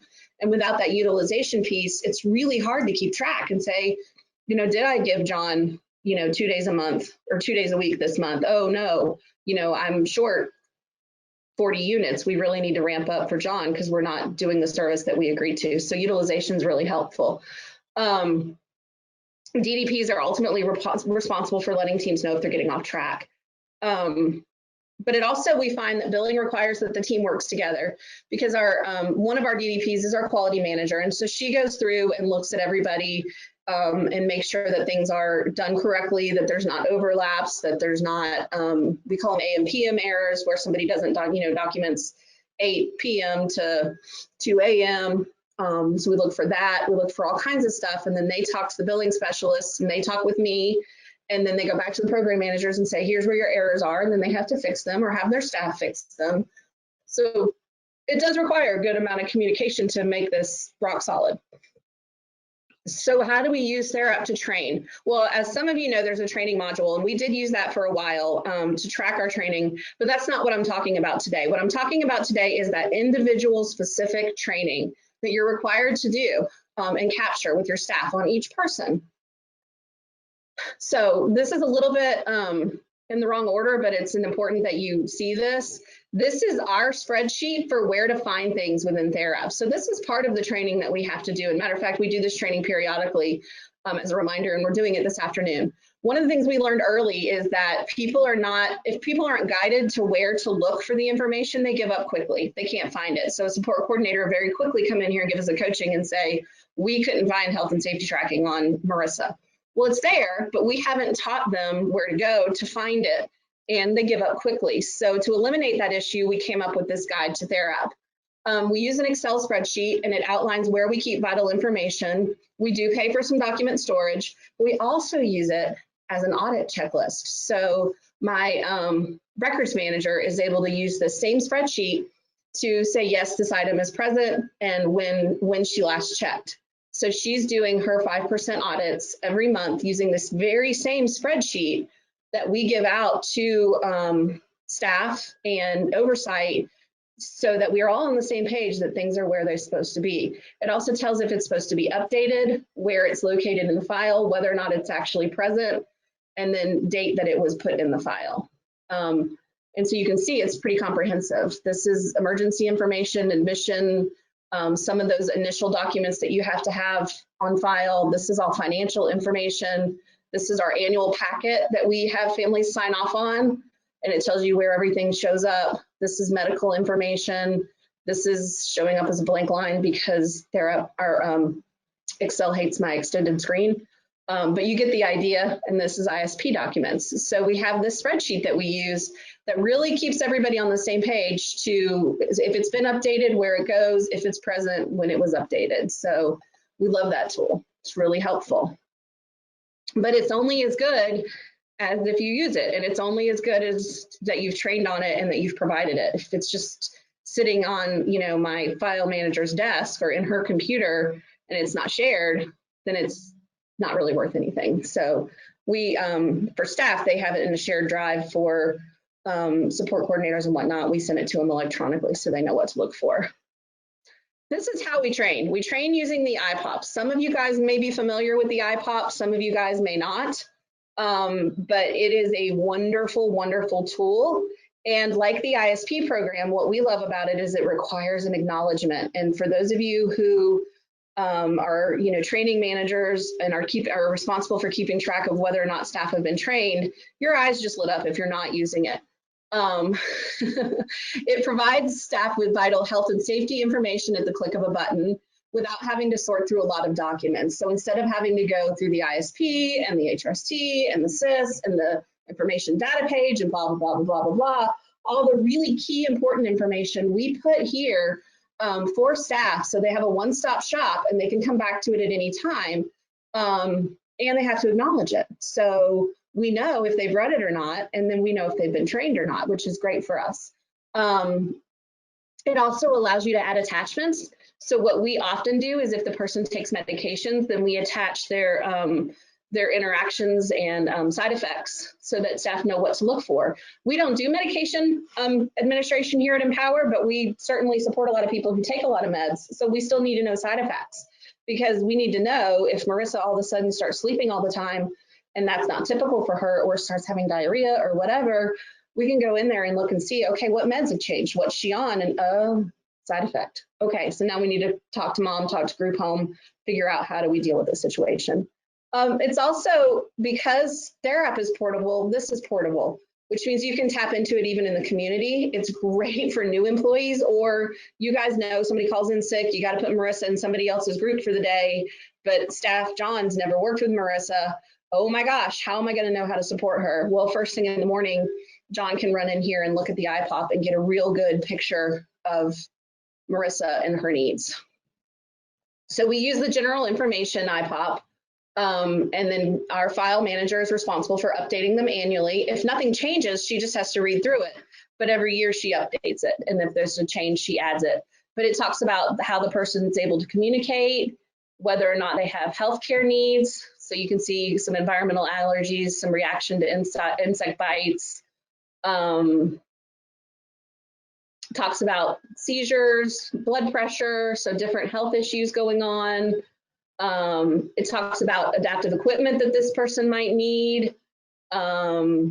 This person has an unsteady gait and some swelling, so she uses compression socks. She's also a larger woman, and if she's on her feet too long, she has a tendency to plop. And if she plops and sits, it's going to take a lift and an army to get her back up. I know one time she plopped and sat in the parking lot of a Walmart, and she somehow sat with her legs under the front of the van, the way she sat. And it took my staff and 4 firefighters to get her back up. So it's a challenge. So you need to know about that. It talks about if there's diet or not. So there's a choking protocol here. It's just pretty comprehensive. It talks about any behavior concerns. So we see that this person could be triggered to have some behavioral outbursts. And here's some interventions, you know, avoid certain words and things like that. It's comprehensive, talks about whether or not she's registered to vote. But then what's really cool, and some folks have a lot of attachments, and like I said, the medications is not here right now, but it will be updated. Any prevention, any protocols that are specific to Marissa are going to go right here. And so then staff in the live view would be able to click on this and pull up additional training. And then we can pull a report and see who has acknowledged it and who has not, and who needs to get back and do that. Just a quick check-in, Shay, how am I on time? Doing pretty good. All right, sweet. What time do I need to wrap up? I think we have you going to 10:45. If you finish early, I'm going to go back and talk about ISP data reports in the report library. Okay, sounds great. Thank you so much. All right, so the next thing we do is use this data. So we've talked about how we collect the data, where we put the data, how we use it for training, but there's really no point in collecting all this data unless you're using it for a purpose, right? So we want to talk about how do we measure the data. So we have all this information that, you know, we've documented, we've used it for training. Now what are we're using it for compliance, obviously, and all that stuff, but that is not why we document. We document because we need to use that information to learn about the person so that we can help that person continue to live life as they define it, as we address our tag phrase, which is the same, you know, living your best life, living the life you want to live, but for us, it's living life as you define it. So how do we measure? So I'm going to give you a little insight into how we pull together information and how we use it. The biggest thing that we do is we use it, obviously we talked about billing, we use it for remediation and quality, and I've started to talk to you guys about that already, and that's real important. And if your organizational culture doesn't allow for a positive relationship with remediation and quality improvement, that's really something you might want to give some thought to, because you have to have a positive relationship with quality improvement if you're going to improve quality. People can't be afraid of being told, hey, this is where you can make some improvements. Hey, this is where we'd like to see this change. And they need to have the opportunity to give feedback as well. Okay, that's great, Heather, but here's what I need from you to make that easier. I don't have the right equipment. My computer keeps breaking down. You know, there's got to be a dialogue when it comes to remediation. So once staff enter the data, our program supervisors do the data for anybody who's absent. And we find this cuts down on human error. Good data in, good data out, right? That's what Shay said earlier. Program supervisors check documentation weekly at minimum to make sure that frequencies are being met per the ISP. So we have that as their job. ISP program supervisors go in, they look at the tracking for the week, and they go, okay, twice a month, twice a week, once a week. Oh, you know, Sue missed tracking on Marissa. We need to have her go back and do that, because we like to do it before the end of the week, like around Wednesday, Thursday, so that we have a day or two to go, okay, you know, catch that. So we have our program supervisors checking the weekly documentation. Then our DDPs, they review, well, actually just one of them, she's, like I said, she's also our quality manager. She's reviewing things before we do the billing. And she's looking for things like the person was marked absent, but marked billable. Well, you can't bill for somebody who was absent. AM/PM errors, overlap across programs, documentation on the wrong ISP program. Sometimes the staff will get in a hurry and they're very clearly telling you a story about CAG while the person's working at Zaxby's. Well, okay, they've documented on the wrong program because they're supposed to be in CAG, not supported employment. And so we have to correct those. And then we also look at how long between when the person documented and when that service was provided. So we have a 24-hour policy, so they've got to have that documentation in, or they've got to have a real good reason why it wasn't. We also look for gaps, and that's not on here, but we look for gaps. So if there's big gaps of time, so maybe the person was in CAG from 9 a.m. to 10 a.m., and then there's a gap, and then they were back in CAG from 12 to 2. Okay, what happened from 10 to 12? Why is there a gap? Did they go off to CAI? Did they go off to supported employment? Did they go home for a doctor's appointment and come back? So they look for gaps before we bill to make sure we're capturing all the billing. For now in comp services, we already said that, we directly bill through Therap, which gives us peace of mind. So some of our favorite things to do in Therap is pull reports. We pull so many reports, and if you guys aren't pulling reports, pull reports. There's a whole section where you can just pull reports. I recommend that you sit down on a Saturday afternoon. This sounds like fun, right? Saturday afternoon, pull every report that's available to you in Therap and get an idea for what they tell you. You know, I've talked about doing the DDO, and I don't know if you guys are doing that or not, but I think that's probably a next step for Empower, because the more data, the better you can tell a story. And the more you can use that information to justify everything you're doing, every penny that you're spending, to give families peace of mind, to meet outcomes, all those wonderful things. But we love the reports within Therap. So we're a big fan of the utilization report. Billing uses it to keep track of units at the program level. Billing uses it, and then we also use it at the program level to keep track of units. We love the ISP data, basic and detailed reports. These are the reports that our QA uses to check all the stuff that I was just sharing with you. So all of this stuff, 90% of it's coming out of those ISP data reports. If you have somebody looking at your reports and they're not comfortable with Excel, have them take a quick free course on, and if nothing else, sorting and filtering, so that they can quickly sort and filter data so they can look at one thing at a time. And that will make their lives a lot easier, because these spreadsheets, I can remember back in 2014-15 telling Jason when we first got on board, it was like, how am I supposed to go through all these data points? Because for a month, there are thousands of data points. because you're collecting all this information on 100 and something people, and everybody has 3 or 4 goals, plus they have all the life areas, plus you have these supplementary ISP programs that you're doing, and there's thousands of data points. So if you can't sort and filter, then the first thing you need to do is go take a quick class in Excel and learn how to sort and filter a spreadsheet. It doesn't take long, it's easy to do. And what I find is that people are, you're afraid. If you're afraid of trying something you don't know how to do. So if you don't know how to do it, get the education and play. You can't hurt the reports.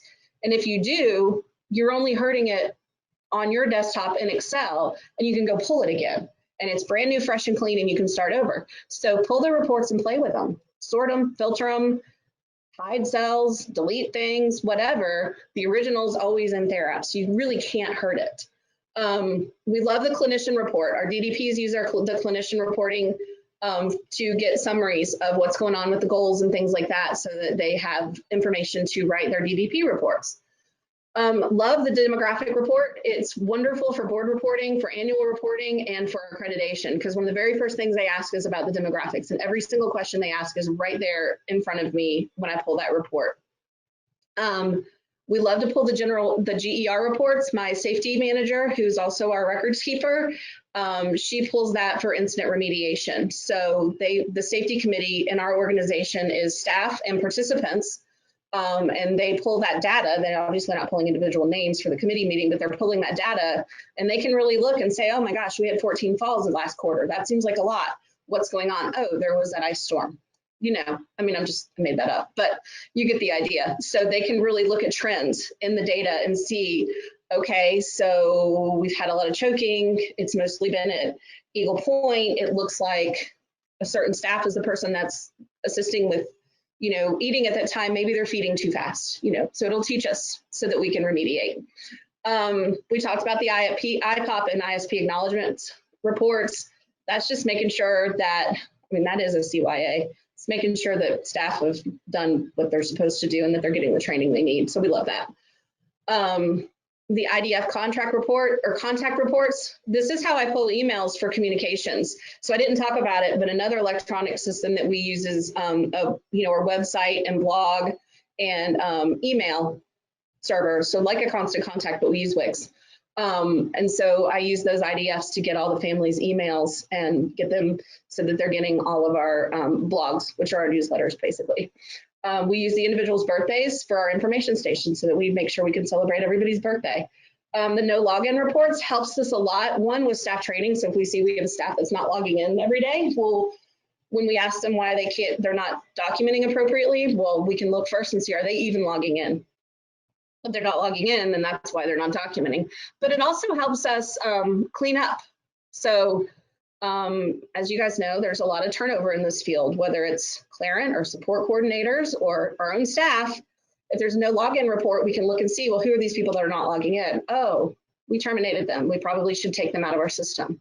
So we pull that pretty regularly. Oh, that was a support coordinator, but that person's not doing that anymore. So it helps us keep our users cleaned up, which helps us with our HIPAA compliance. So there's a lot more reports, and we pull them, and I often go in, because I'm crazy and strange, and look and see what new reports are out there that maybe I didn't know about so that I can get more data.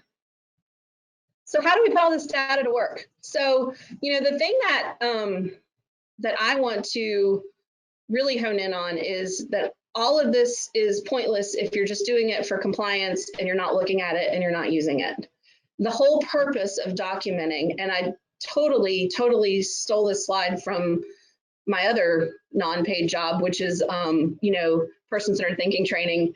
It's to help people get better lives, not just better paper. It's great to have good paper, but it's meaningless if we're not using it. So we have to use that data. We use it for our quarterly oversight so that we can do that constant remediation. We do it to develop better ISP plans for the people we support, so they're working on goals that are interesting to them and they actually want to accomplish. We use it for training our staff, seasoned staff and new staff.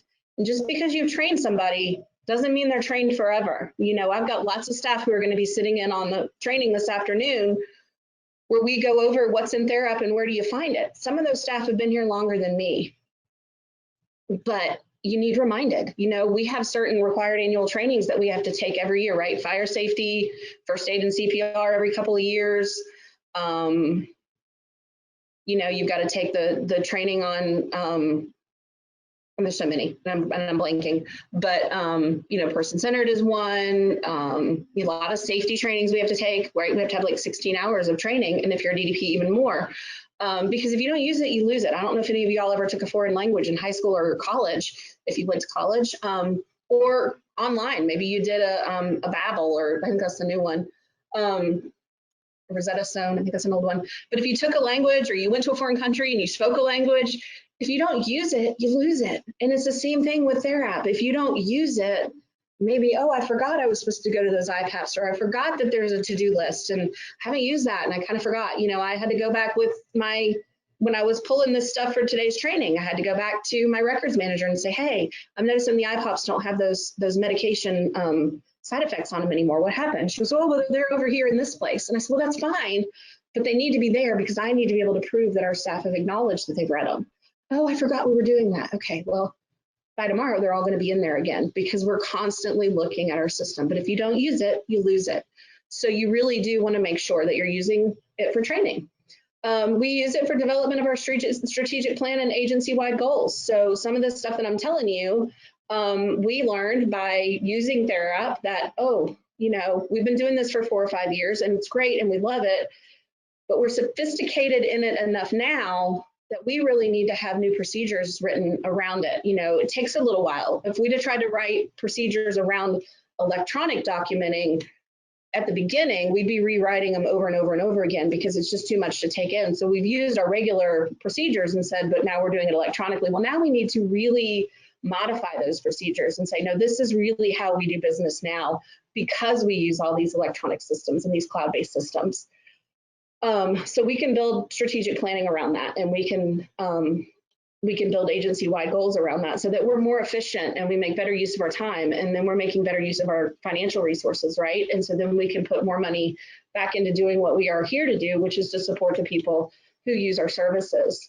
It ultimately was part of what led to our new mission for our organization. You know, when we have a way to really look at data in a concise manner, we can really see, are we doing what we set out to do, and or do we want to do something different? And what we decided is we want to do something different. We want to grow. We want to be more person-centered. And so, you know, Therap certainly allowed us to look at our data and see where to point our mission.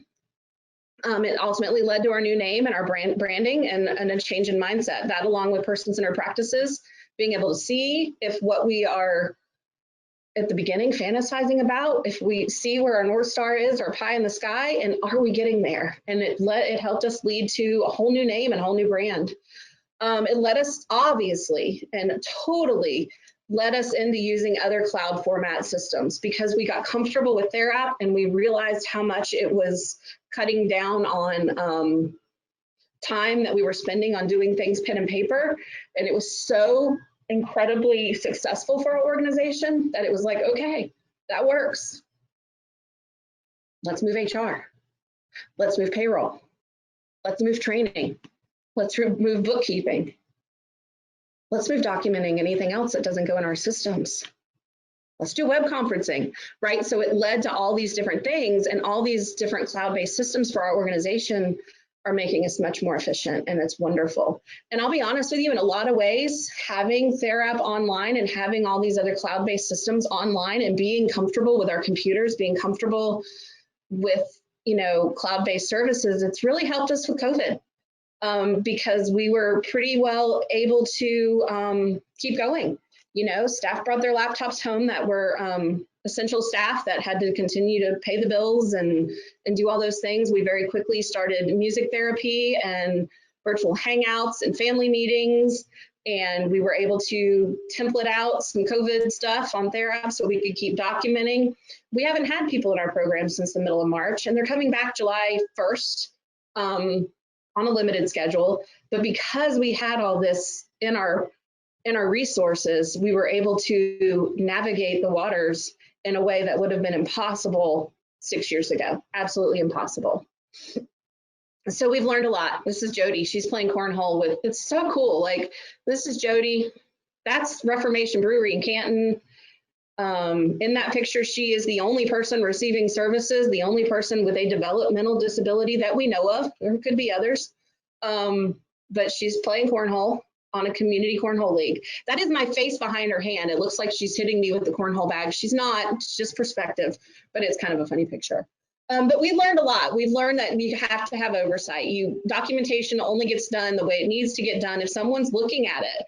And that's not a gotcha thing.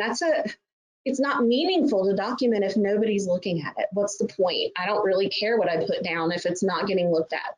So showing staff and DSPs and even our participants are really interested in, not all, but some, in our ISP programs. And hey, what's going in my record? What are you typing there?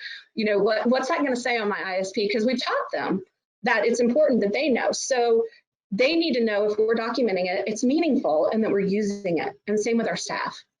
And it allows us to do training. Less is more. It's better to have a lot of really good notes, especially in those focus areas, a few really good notes than a whole bunch of meaningless notes. I'd much rather see once a week somebody write really something wonderful about rights or choice, a really good example, than daily somebody writing, Marissa made a choice today. Marissa chose to sit with her friends at lunch. That's not what we're looking for. I'd rather see one or two really good in-depth notes about Marissa really wanting to, you know, meet this goal, and here's the steps and here's what she did. Maybe we'll talk about choice. Okay, so Marissa really wanted to go, this is something I want to do, but we'll use it. She really wanted to go to this local sunflower field and have her picture made, like a beautiful professional headshot kind of picture. Me, not Marissa, but we're going to use it. And so when Marissa finally gets to go do that, you know, that should be a really detailed note about choice, about community, about relationships. You know, you're going to be able to use it for lots of things, but answering the deep questions, not just saying Marissa went to the sunflower field. It's not helpful. It's never going to be perfect. No matter how hard we try, there's always room to grow. And my quality manager gets so frustrated. So I told these people so many times and they still keep making the same mistakes. Yeah, we're human. It's going to happen. That's why constant remediation, constant quality improvement, it's never going to be perfect. But I can guarantee you today it's a lot better than it was 7 years ago. It's okay to try something new and revise it if it doesn't work. We're a long way from where we were when we started. And if we'd have been afraid to try new things, we'd be exactly where we were when we started. Instead, we've got every system on the cloud because we weren't afraid to try. Use the system as a tool and not just a place to check boxes. It can save you a lot of work in the long run if you do the effort, if you put in the effort at the beginning. So like Shay was saying, really think about your scoring methods. Really think about how you design those templates. Look at those global templates. See what's working for other people. Do the hard work at the beginning because it's going to save you a ton of time in the end. But don't just use it as a CYA system. Use it as a system that's going to work for you to keep making your program better. Train your teams at the beginning to understand the job is constant remediation and feedback. Criticism is not punishment. It's not meant to make you feel bad. It's meant to help you grow. And not just you individually, but your organization and the people you support. At the end of the day, our goal is not about writing better documentation. It's about documenting in a way that leads to better outcomes for the people we support. Again, it's about better lives, not better paper.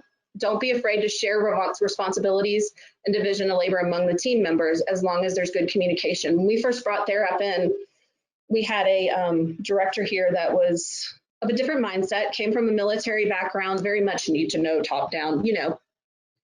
With Therap, it doesn't have to work that way. You don't have to be afraid of sharing responsibilities and opening things up to people. It's perfectly okay for your DDP team and your billing person and your program managers to have access to reports, to pull down information. You know, it's perfectly okay to have more than one person be able to help with password resetting and those things. Like, you don't want one person to wear it all. It's too much. So be willing to share, but also be willing to communicate. And I think that pretty much wraps up the presentation. This is a really important quote to me. It's something I tell my staff all the time is, you know, we're always thinking about moving forward, but once in a while you should look over your shoulder and look back and see how far you've come. So I appreciate your time. This is me. If you guys want to reach out to me individually, I'm certainly open to that. And you guys have my contact information. Shay and Jason, thank you for letting me take up this time. Heather, thank you so much. On behalf of everybody at Therap and all the attendees, we really, really appreciate your time this morning. I think that was phenomenal information and exactly the kind of thing that we hope to be sharing with all of our attendees. So we really appreciate it. Just kind of the full embracing of Therap, kind of in all of the different aspects of the organization. You know, a lot of us, you think about Therap as that's where we go document, that's where we do our notes, that's where we do our forms, but really kind of taking ownership of it and applying what you're learning is really at the essence of what we're trying to accomplish with all the folks that we work with. And I also appreciate the fact that you said you guys are still evolving. You know, I mean, you learn more and more every day. You've been using the system for 5 years, and you're kind of rewriting your approach to some of the things 5 years in, and may well be doing it again 5 years from now. And that's okay. And that's what we encourage. The more you learn, the better advantage of the tools that we have you can take. So again, thank you again. I do want to make sure that everybody on the webinar this morning knows that Heather's been gracious enough to share her presentation with us, and it is available to you in the handout section of the GoToWebinar panel. So you can download a PDF of her presentation to take a look at some of the great info that she shared. So thank you again. All right, we are almost at break time, but I want to hand it back over to Shay for just a second. I know she wanted to touch on a couple of quick things, and then we'll take a break. So Shay, let me make you the presenter, and you are good to go. And I promise not to take up too much time. I know people need a break to go refresh and do whatever. Jason, there is a question with regards to recorded sessions. If you'll take a look at that and then come back and answer, that'd be great. Okay, so Heather, thank you again for your presentation. Great information. A lot of stuff that she referred to in that reporting is here and available for you, just as she said. So on your agency reports tab, any of that information with regards to the demographic report that she referred to, that she uses for her board and her grant writers is there. If you're needing a quick view at the last login for your staff, that information is there. But what I want us to take a quick look at is some things that will help you in looking at your ISP program and different data through the use of the report library. One of our newer features is we recognize that the report library is like diving into an ocean. There's lots of data there, just as Heather said, lots of reports. And maybe you're not, report geeks like Heather and I, and like to see what's out there. Maybe you want it to be more streamlined. So you do have the ability to assign reports to users to sort of streamline what they're going to be able to see, so they don't have to search through so much. So report library, if you click on view here, and that is one of those features that have to be assigned in your profile. I'm just going to type in ISP program and search for that. And you'll notice that there are a lot of things that come up. Okay, like this one has only I'm just going to put ISPs and see if there's 2 pages of it. I apologize for that, because there's some stuff that I want you to see. Okay. All right. So various things that you'll want to pay attention to. There are things where you can come in and look at that updated and late entry report. So Heather talked about being able to pay attention to the timing of when data comes in. If you are looking for discontinued ISP programs, if you're coming in here and you're looking at the billing reports for ISP programs, you can look at that data by day, per session, by the codes, lots of different things. Those ISP data basic reports are in here, okay? And so that's on that first page. And again, we don't have enough time because I'm already into your break session, but I do just want to point out really good reporting on the detailed report. So if you're wanting to look at the ISP programs beyond the clinician report that is inside of the system, if you're wanting to look at all the data that's coming from the various programs, there's a way to do that. You can do a detailed report by individual. Maybe if you're wanting to see all of the data that's coming in across the organization, across for all the programs for this individual, you can do that.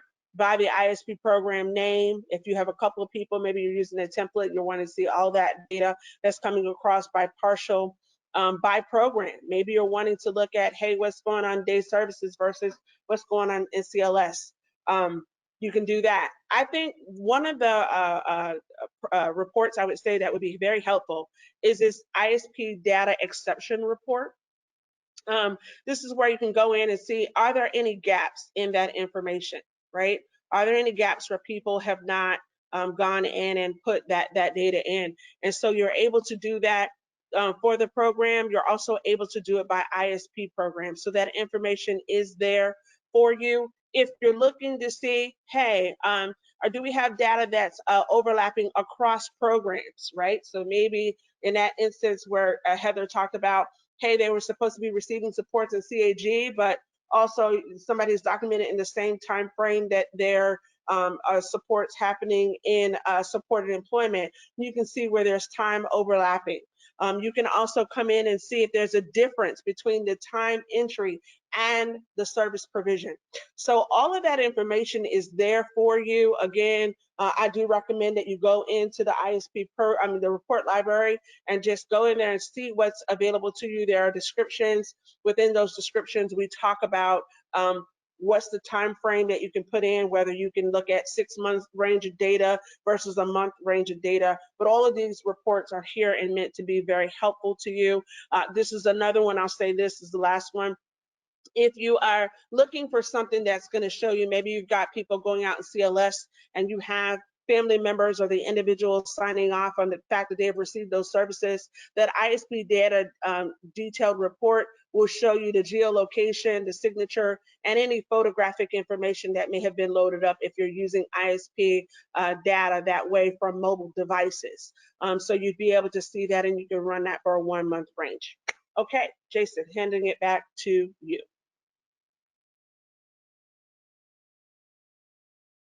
All right, good deal. Thank you so much, Shay.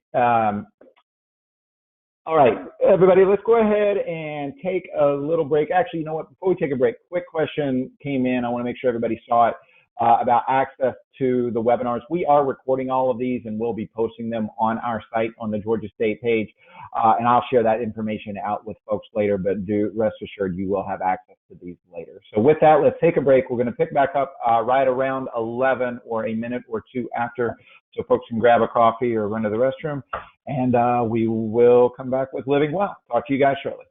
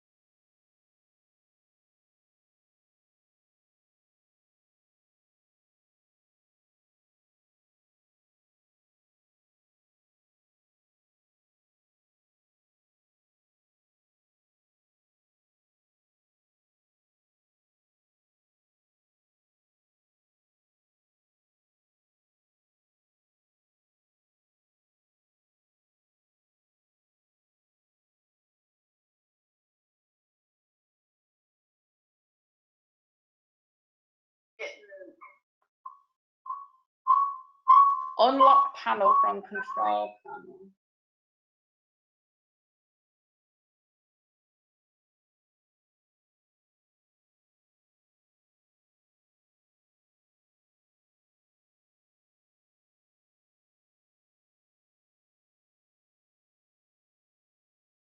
I am, but I don't know if I can hear them. Yeah, we can hear you. You don't Okay. need your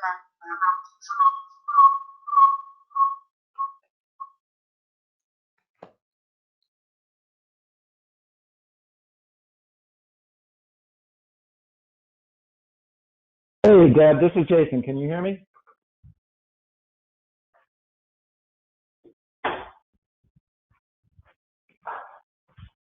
Deb, I think you're muted right now. Yeah, I think it was echoing. This is Stephanie, Jason. Right. Hey, Steph. Oh, there she is. I can hear her. Sorry, yeah, I'd gotten on for the last few minutes when you and Shay were speaking, and I couldn't hear you guys, so I was in a bit of a panic, but all's good. Okay, good. Yeah, it looks like you guys, I was going to try to figure out that echo, but it looks like you guys got it taken care of. So, All right, great, thank you. all right. We will pick up in a few minutes. And I was trying to remember, I know, like, I just sent you guys all a message in the chat. I know we're going to Shay and I are going to do a quick overview on DDO, and then Mikey's going to pick it up with the project overview for Living Well, and then hand it off to you guys. And I honestly couldn't remember which order we were going. Were we going to go with Crossplanes first, then our star folks, or vice versa? Hey, it's Mikey. The way I put the PowerPoint together, it's me and then Crossplanes and then Star Choices. Okay, good deal. Okay. Good deal. Sounds good. All right. And good morning, Rob and Carla. Thank you guys for being here. Good morning.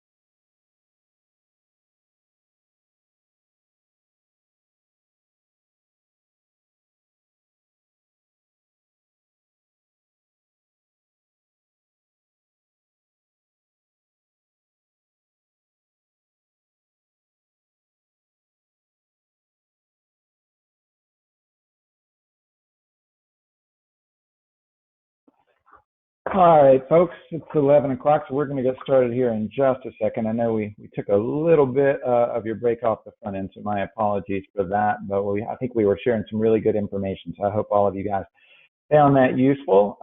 Let's see. My screen coming through, Shay? All right. Good deal. Got a lot going on here on my end. I want to make sure you guys can see what I'm doing. So, all right. So let's pick it up again here for our last hour.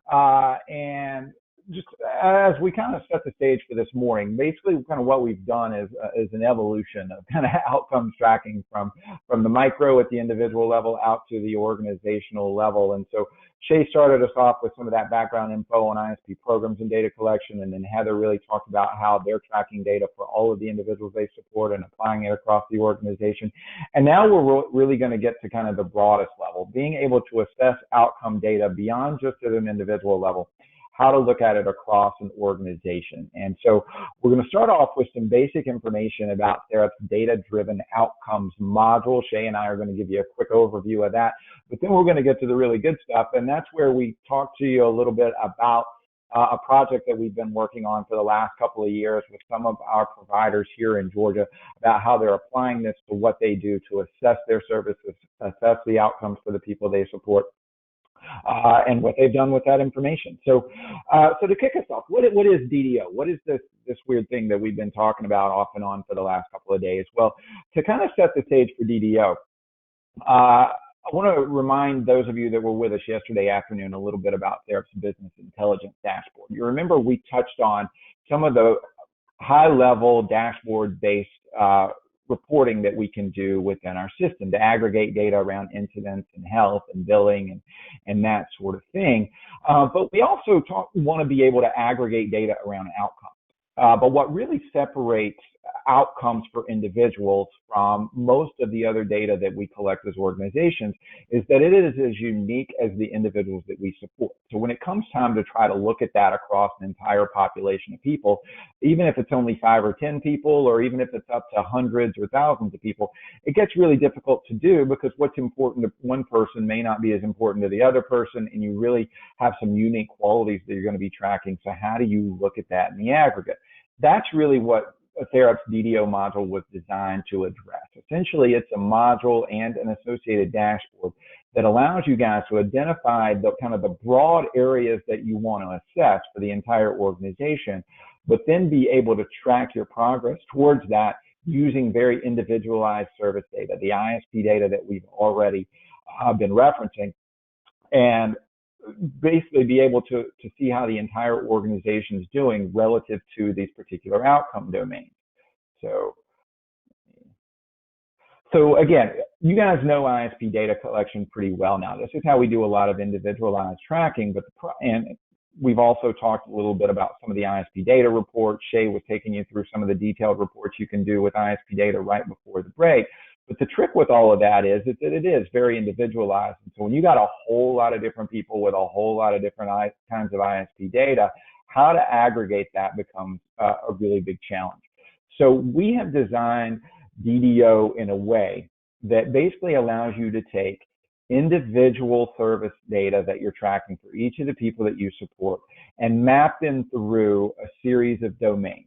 So when I refer to domains, these are basically large content areas that you want to assess for your organization. Just to give you a few examples, some of you guys are no doubt looking to facilitate community integration activities for the people that you support. Now that may look different for each individual, but as a broad organizational goal, that's something that you guys are looking at. Others of you may work with the Council on Quality and Leadership, CQL. Others of you may work with CARF as another accrediting body, or you may have another framework that you use to try to evaluate your entire organization and really assess your overall performance. But whatever the framework that you use, naturally there's going to be a core set of areas, a core set of domains that you want to assess. And so those can be created uniquely within Therap. Then individualized data can be tracked within those broader domains. And then once you go through that mapping process, you take all of these individual pieces of ISP data and kind of track them through that mapping process.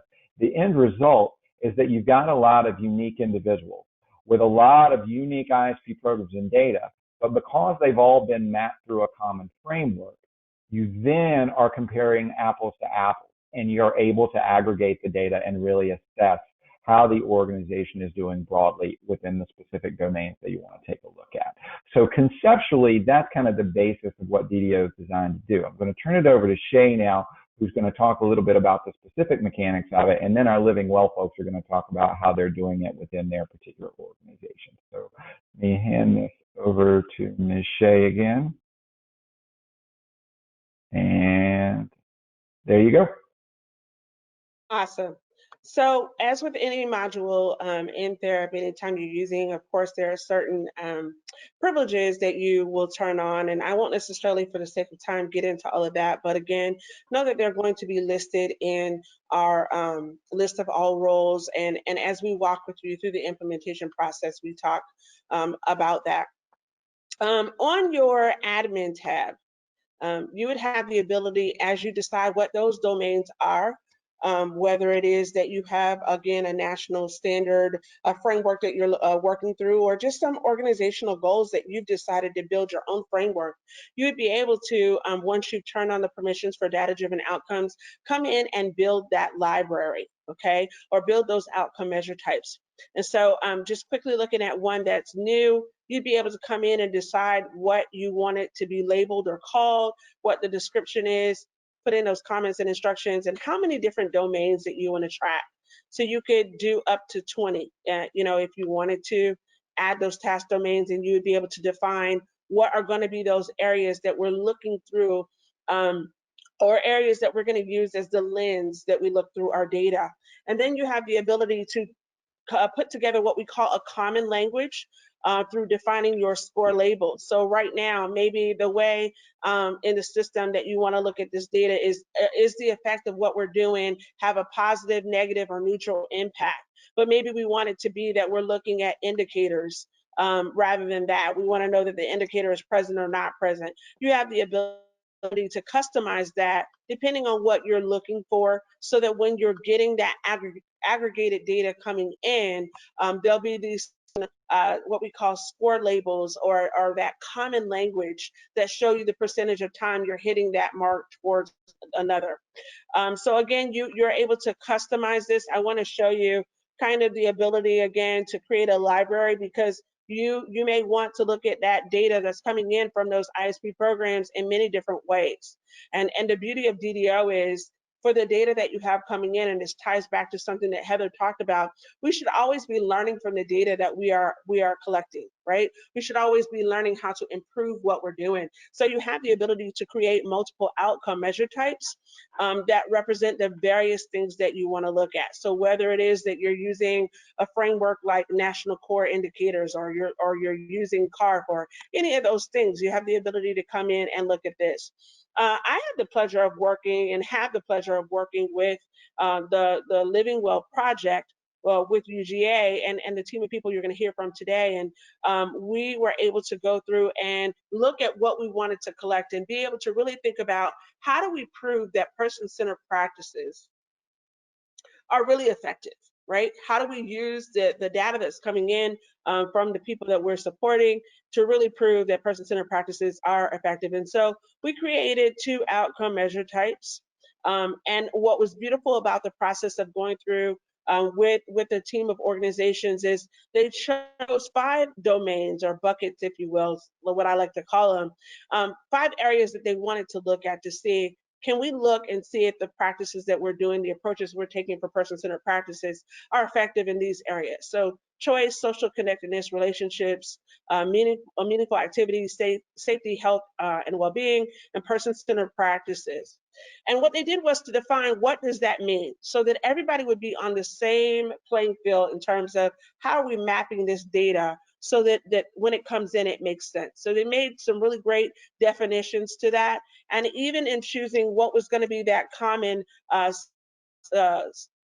common scoring language or scoring label, they wanted to be able to see from the data that's coming in, can we show where our supports are helping people to achieve what's important to them? Is it just in progress, or are people not achieving it, right?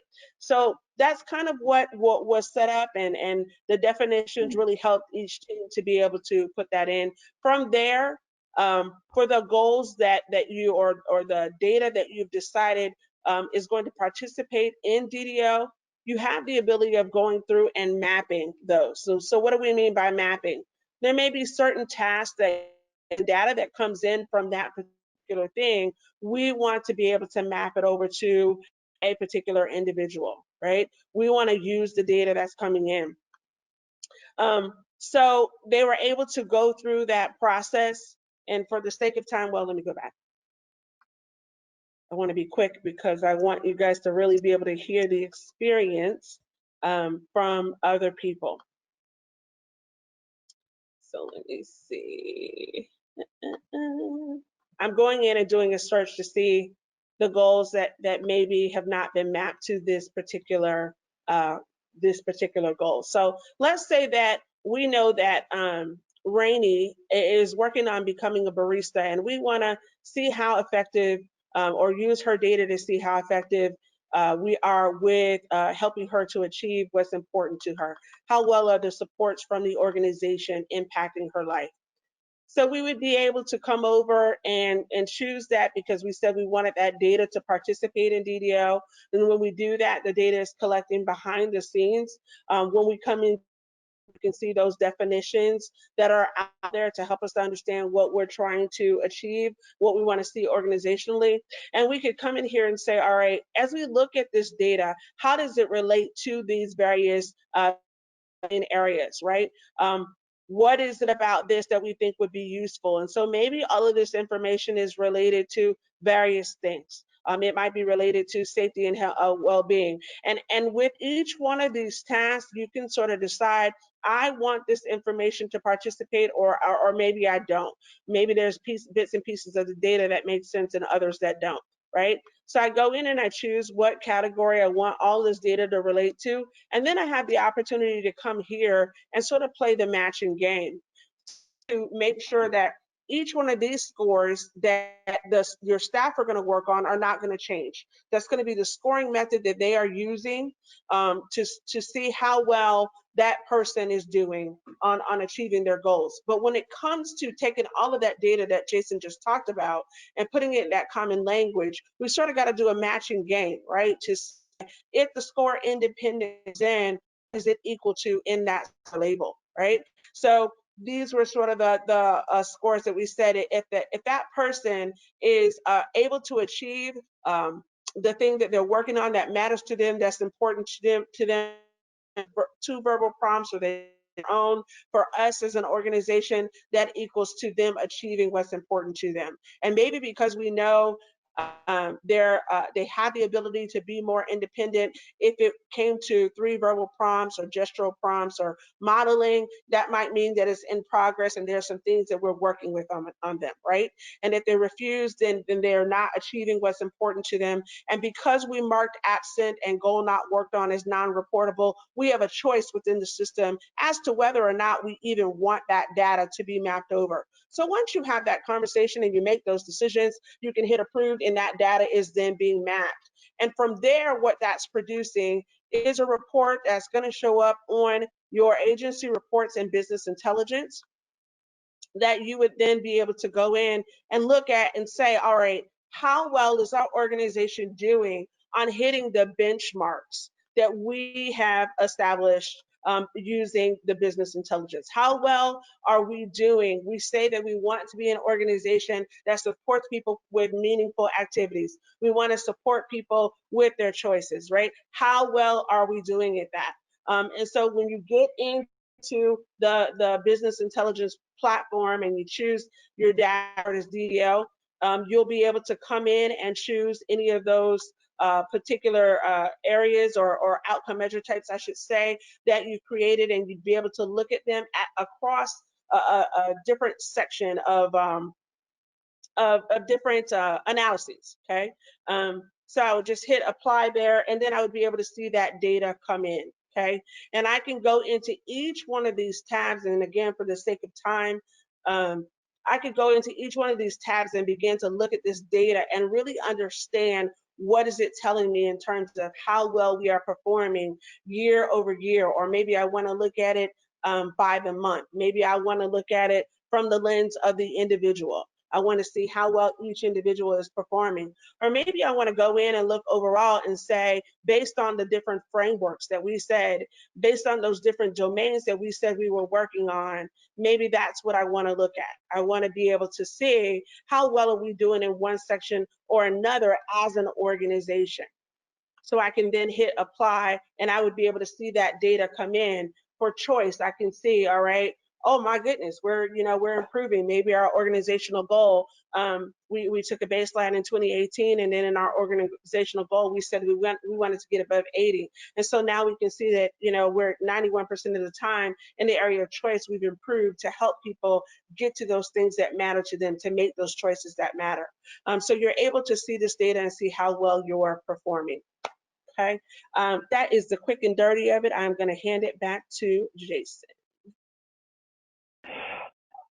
All right, thank you so much, Shay. And so hopefully a lot of that makes sense. Obviously, DDO is a complex module within Therap, and certainly we could spend hours and hours going through all of the intricacies of it. But really the idea today is to get you guys to understand the broad purpose of what we're trying to do with this, and then really get it over to our partners with the Living Well project to really talk about how they're applying it within their organization, so that you can kind of see what they're learning and how they're applying it to a lot of the services that they provide. And certainly as you hear that information, we definitely encourage you to ask questions of our presenters. We're going to try to hold a little time at the end that give you even more opportunity to do that. But if you want a little more detail after you hear this, and it sounds like maybe this is something you want to bring into your organization, if you want a much more detailed run through of the particular mechanics of this, that's where we want you to reach out to myself or Shay, and we can certainly talk you through more about it. But with that, I am now going to turn this thing over to our partner at IHTD, Mikey Wilson. Mikey, the screen is yours. And as we've said, just to give you guys a little bit of context, this is a project we entered into a couple of years ago. It's based off a federal grant that IHTD applied for and received to do monitoring of impact of their interventions. And we were fortunate enough to be able to partner with them, and they chose to use our tool within our partnering organizations to track data. So Mikey's going to give you a broad overview of kind of their approach to all of this and how they're using the tools. Then we'll get a couple of our project participants to kind of tell their story as well. So Mikey, the floor is yours. Okay, great. Hi, everyone. I'm happy to be here today. I'm trying to move some stuff around so I can actually read the PowerPoint. Sorry. Okay. So my name is Mikey Wilson. I'm the project coordinator for the Living Well Georgia project. We are housed at the Institute on Human Development and Disability. That is the state of Georgia's USED. So yeah, our project, it's a model program meant to enhance the quality, effectiveness, and monitoring of HCBS services for individuals with IDD across various service settings. So like Jason said, I'm going to give you an overview of our project. We have a lot of moving parts of our project. It would take me way too long to really get into everything. So I'm just going to do a brief overview and kind of talk about how we utilize Therap for our project. So starting out, our project goal, the goal is to develop a model that demonstrates how innovative interventions at the DSP level will help improve the quality of supports and outcomes for those people that are receiving services. So very broad goal, but I'm going to get into it a little bit more with our project objectives. We have 4 main project objectives, and the first is to improve the HCBS quality infrastructure through capacity building and enhanced monitoring using innovative trainings and reporting technologies. The second is to increase staff knowledge and skill in supporting people with IDD to be self-determined and included in their community. And then we also want to create career paths through professional development for DSP staff to meet those demands for services. And then lastly, to develop a replicable collaboration between HCBS stakeholders to enhance quality. There we go. Sorry. Okay, and so we have 5 main anticipated project outcomes. The first is that the staff of the participating organizations will gain knowledge and skill in supporting informed decision-making. Next, providers will demonstrate increased ability to retain and develop their staff. An HCBS Quality Enhancement Advisory Council will be developed and supported. Provider organizations will report increased ability to understand and respond to trends in the incident reports which hinder quality.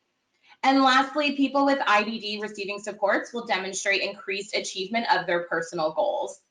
So like I said, kind of a quick overview of our project. There's a lot of aspects, but that's about as brief as I can be. And so one of the most important aspects of our project is our partners. We are partnered with 5 provider agencies across the state of Georgia, and the services from them vary. We have day services, residential services. We have some that are very big on employment support. So, you know, those services do vary. We also have an advisory council, and we have members from DBHDD, the Georgia Advocacy Organization, the Georgia Council on Developmental Disabilities, People First of Georgia, the Georgia Statewide Independent Living Council, Delmarva, Georgia Parent Mentor Partnership, Creative Consulting, Georgia chapter of AAIDD. So one of the great parts of our project is we do get to work so closely with providers who go through the day-to-day. You know, for me personally, I've been out of the day-to-day for over 2.5 years, and when you're out of it, it's easy to forget. And then we have a great council who is embedded all over the state and specialize in different things. So that's one of the really, really great parts of our project. So with our project, we knew when the grant was written, it was written to utilize Therap. And once the grant started, it was, okay, now how do we really use Therap in a way that it's beneficial for us to reach the goals of our project, but that it's also beneficial for our providers. So I feel like we were kind of in a unique situation, but we learned very quickly that it was really critical and beneficial to use our provider partners and include them in the process when it came to developing our score labels, our outcome measures, our task domains, because they were the ones who were going to be using it every day. We're just kind of on the back end pulling that data. So it was really great to have their input and kind of see what would work best for them while we're still meeting our goals.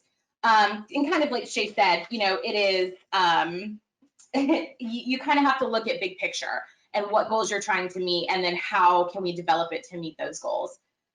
So what we did was we developed our score labels and our outcome measures. And I know Shay touched on this a little bit, but I'm going to go a little bit more in depth. So we developed 2. We developed GALWI2, which is Georgia Living Well Important 2, and then GALWI4, which is Georgia Living Well Important 4. We're looking at goals, these goals that are written for the people that we are serving on their ISP. I could go into a whole tangent about goal writing, but I won't. We know that goal writing isn't always the best in the state of Georgia. Sometimes it's relevant to that person, sometimes it's not. And so we had to really decide, when looking at those goals, how can we be kind of broad about it? And we know that some goals are written because they're very important to that person, and some goals are written because they're really just important for that person. So for the very first one, if they've achieved an important 2 goal, that just means the goal was achieved. But more importantly, that goal reflects the person's choice or preference, and it was important to the individual, meaning it helped them with happiness, satisfaction, comfort, contentment, and fulfillment. And then, of course, not achieved important 2, they did not achieve that goal, but the goal still reflected that person's choice and preference. And of course, we did in progress, because we know that goals aren't achieved very quickly most of the time, so we have to have an in progress option. And then when you go down to important 4, so if they achieve that goal that's important for them, that means the goal was achieved, and it was important for the individual, meaning that it related to health and safety, or in some way contributed to the individual being a valued member in their community. And I think it's also important that we put this next part in there. This goal could also reflect any concerns of that person's support team.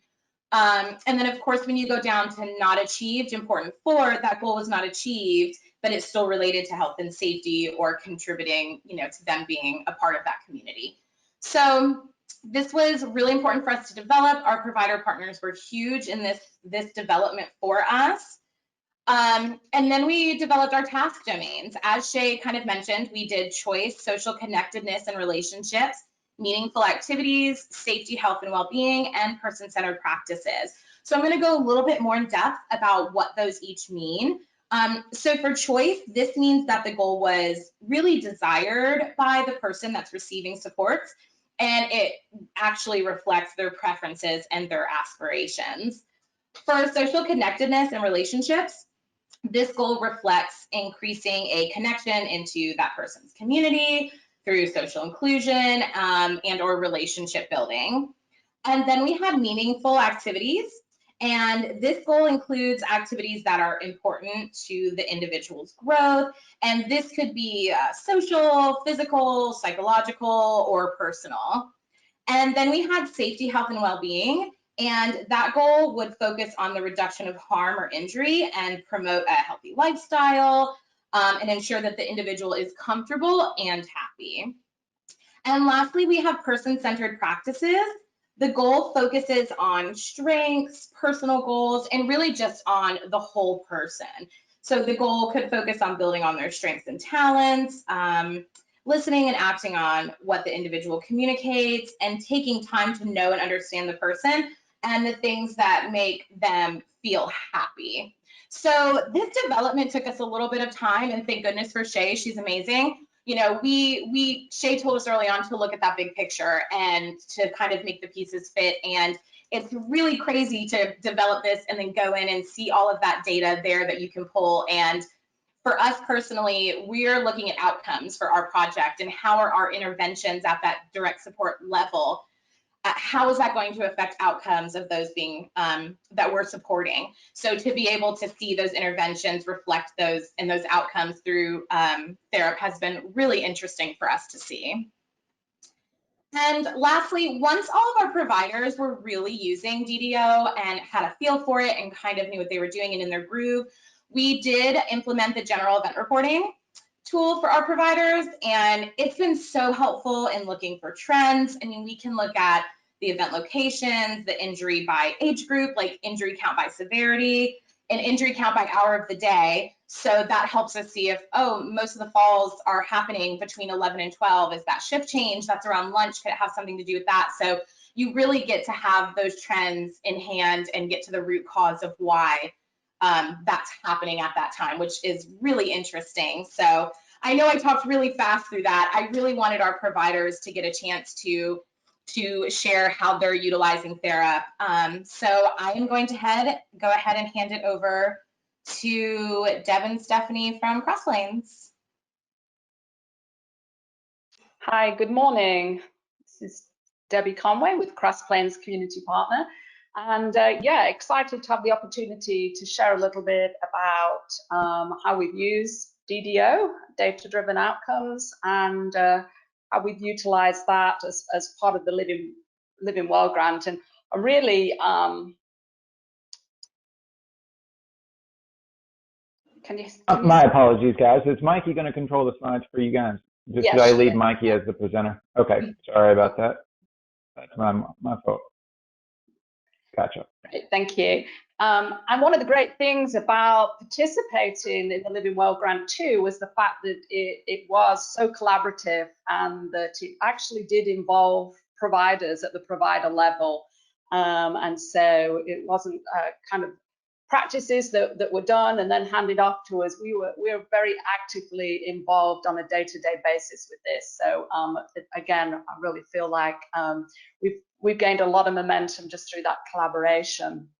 But really, I'm just going to focus on the DDO and the data-driven outcomes piece and how really we've been able to utilize that both on an individual level in the supports that we provide, and then also how we've been able to use that for the bigger picture as an organization. And one of the things that kind of it made us look at immediately was if we're going to collect this data, particularly around the domains that were chosen, we needed to drill down a little bit further in looking at our internal practices for goal development. And although we kind of like to tout that we've been involved with person-centered practices for several years, one of the things that we noted immediately was that we did a lot of work on the front end in working with the person and finding out what was important to and important for, and what were their aspirations for the future. And we painted this wonderful picture, but actually when we would look at the ISP goals, there was no connecting the dots. And they may have been great ISP goals, but we may not have been able to necessarily connect it back to the person. So that was kind of something that was important for us to look at as we proceeded through this, and it was great that through this process it kind of helped us do a little further digging. And so again, changing what we did to ensure that if we were utilizing person-centered practices, there was an end game in mind. And so we've been able to do that, and we've been able to now, when we look at goals, we're able to again connect it back to the person and make sure that it connects back to something that really is important to them, or something they want to work on, or something they want to explore. And again, I think not only for the person, it's been great for our direct support staff as they work with people to really see how all those dots connect. So again, kind of putting the spotlight on important to and important for, and making sure that, again, that those things that really are important to the person are really reflected in those goals. And obviously important for, we all know health, safety and welfare is fundamental to everything else. So again, being able to incorporate all of those pieces into the plan and the goal development, and hopefully see from the data much better outcomes that people are achieving, because we are basing it around person-centered information.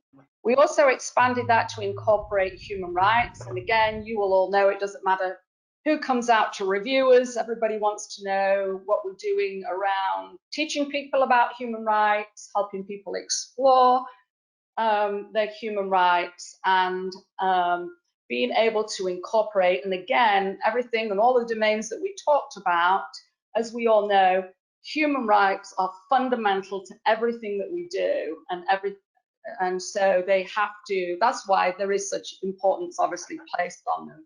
So again, we've been able to really use, we would do assessments, but again, we would collect the data, we wouldn't necessarily do anything with it. Now, when we do that, we say, oh gosh, this is something that's important to the person. This is a human right that they need to explore a little bit further. Let's incorporate that into the goals. And it's great, it's another piece of data that when we go through a review, we can say, here, you know, not only can we tell you the stories, but here's our data to back it up. We also, at the moment, are exploring with SHE CQL's personal outcome measures. We're accredited by CQL, and for those of you that might not know, there's 21 personal outcomes.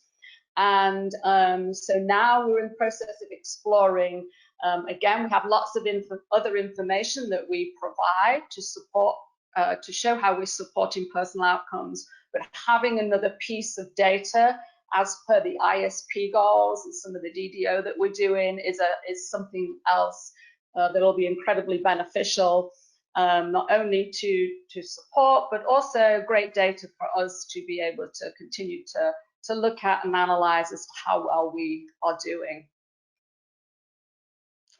One last thing too, Stephanie's on the call, but a little camera shy, although you're not on camera, Stephanie. So, but Stephanie is our DDP too, and I know a lot of times DDPs sometimes struggle with what is it exactly we're supposed to be doing and looking at. And I will tell you, having our DDP involved in the data analysis and the mapping is another wonderful way to show how the DDPs are really involved in the ISP process and in the goals, and even in our overall quality enhancement as we look at that data. Yeah, I'll just, Stephanie, I'm sorry. I'll just say that it does give it an extra level of advocacy for the person.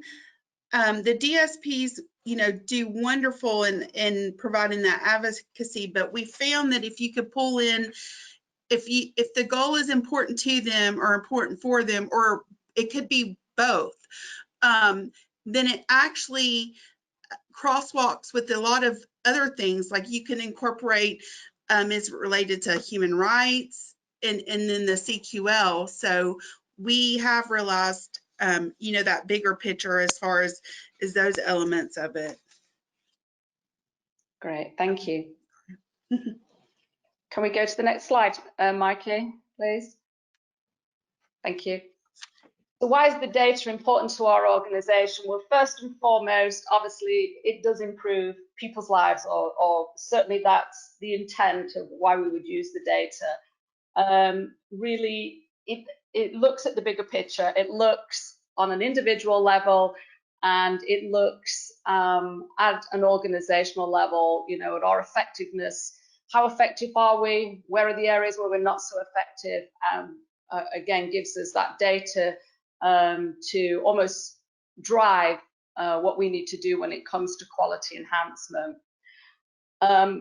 The data supports the stories, and we all love a good story, and absolutely, particularly in our field, the stories are definitely what makes it all so worthwhile. But many times, even if you've got a good stories, and the stories are what encourages and sometimes pull on the heartstrings, whatever it might be. But in the world that we live in now, finding increasingly that if you've got data to back up what you're saying, it makes it even more powerful. So again, never take away from those stories, but having data to support that makes it optimal. It measures individual achievement and organizational effectiveness, like I say, with the DDO, we're mapping on an individual basis, but then we're looking at the data overall as it relates to our organization and to our systems and to the work that we do on a day-to-day basis, to the work that our DSPs do. And certainly even relative to DSPs seeing and being able to really feel, so to speak, and see the value of their work as we look at the data is a great thing too. But really giving people a meaningful day or helping people to make those connections really does improve their lives, and it's great again to have that data. It helps us make informed choices. It is the indisputable evidence, so to speak, that what we want to do or the direction we want to go in isn't just about opinions or assumptions or some abstract philosophy. We really have the data to back it. And one of the things that I love about the domains that we're using right now is they kind of all feed into the social determinants of health. And we all know that both our mental health and our physical health are obviously important to all of us, and all of those things, all of the domains right now that we're tracking feed into those. And so that's been good for us because that was something we was exploring a little bit before this, and now we're having the data to kind of back that up. And basically, in a nutshell, it keeps track of it all, and it's great data if we're going through any type of review. Grants, it's if you're applying for a grant, if any of you are working for grants, again, always the data, the stories are great, but having data to support is fabulous. Community development, it will give you a robust annual report of stories and data to share with your community, with your with families, with anybody that really you're trying to connect with. And most certainly for strategic planning as we move to the future, and as we're always focusing on what comes next and what's the future. Again, all of this data is really, really important to that part of the process. And that kind of wraps up how we're utilizing the DDO data, both on an individual basis, particularly around person-centered practices, and also how we're able to utilize that in our overall big picture for right now, and obviously very much as we plan for the future. So, thank you. Thank you. Awesome. Thank you so much, Deb and Stephanie, for all of that information. I am now going to turn it over to our friends at Star Choices, Rob Chandler and Carla Gilmer, to kind of talk a little bit about their experience, and then we will save some time for questions for everybody at the end. Okay, good deal. Mikey, you do have their slides. I wanted to make sure of that. Good morning. I'm Carla Gilmer from Star Choices, and I'm here with Robert Chandler. And we're just going to talk about a couple of things that we've been using in business intelligence through the Georgia Living Well grant and how it's enhanced the services that we're providing. And so the first one I want to talk about is our incident reporting, which through Therap, we do our incident reporting under the general event reports. And we had been doing that since we started with Therap. And at Star Choices, we have a policy that says we'll report trends to our Human Rights Committee on a quarterly basis. And so now that when we started using business intelligence, and you saw when Jason showed you the dashboard, we can go to the dashboard and pull up our general incident reports, our GERs, and we can pull up all kinds of reports. And Mikey talked a little bit about this, but you can pull up reports on the dates, the programs, the different sites that we serve, and the event types. So this makes it so much easier to pull those reports that we need for the Human Rights Committee. They love the reports. It gives them such a great snapshot. They're able to look and just see if they see any red flags on things that they feel like we need to look at. Also, it's just been a great way that we can look at it, use it in our QI meetings and our leadership meetings. It's just a lot easier to track trends, see what's going on in our different locations. So this has been probably it's been very useful. And that was something we would do, but also we were having to do it manually. So this has just been a great way that we're able to use business intelligence through the GER reports under the dashboard. Okay, Mikey. Hello, this is Robert Chandler. I also just want to touch on the Therap support continues through the DDO. I don't know about everybody else, but sometimes I want to talk to a person right away and I want to get them on the phone. Other times, I would just soon not talk to a person. And so I want to send a text or I want to open up some kind of live chat or something like that. All of these options still apply. We're able to ask for support in whatever form we want to through Therap. And that's been really helpful. Sometimes late at night, sometimes earlier, but you can get response. We still have that dedicated person through Therap where they're able to follow up with us by email or phone or even text sometimes. And that has really helped us as we have questions, because particularly with learning a new system and learning new pieces of the system like the DDO, we've realized that we don't even know the questions that we're going to ask until after we ask those questions. All right, next slide, please. One of the things through DDO, and when we were going through DDO and learning to do the mapping, we started really looking at the goals that were in the ISPs that had been developed. And one of the things that we saw while we were looking is that many of the goals were falling under, when we were mapping them to the important 2 and the important 4, that a lot of the goals were going up under important 2.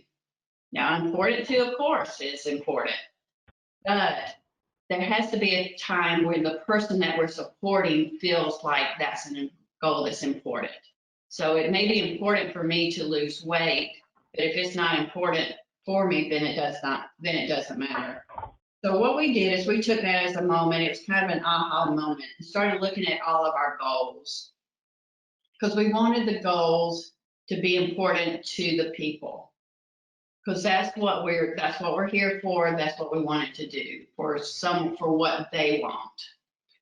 And that just had us all look at the goals. And so we've been created a process, and Rob's going to talk about that.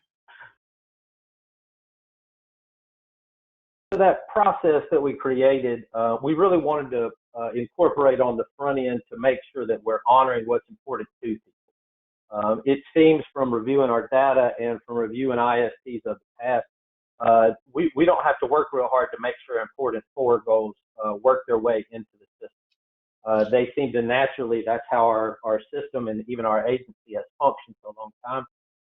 But we do want to take some real clear steps to make sure we're incorporating important 2 goals in there. So what we did, we've involved in the pre-IST planning.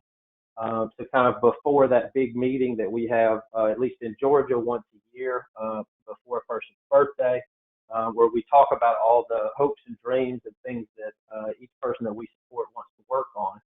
We made sure that we included and we really focused on what do you want out of this? What are your personal goals for this? These are the things that we need to be focusing on because helping you to make informed choices and live the life that you want to is what we're all about. And that's what we need to be focusing on. And this tool kind of, as Carla stated, reflected back to us that while that was something that was very important to us, it was not something that was showing up in our goals when we looked at them overall. And so having this now and incorporating this into our process for planning for the future with folks that we support, it has really been helpful to make sure that we are incorporating what the real outcomes and the things that they want to work on in their plan. Next slide, please.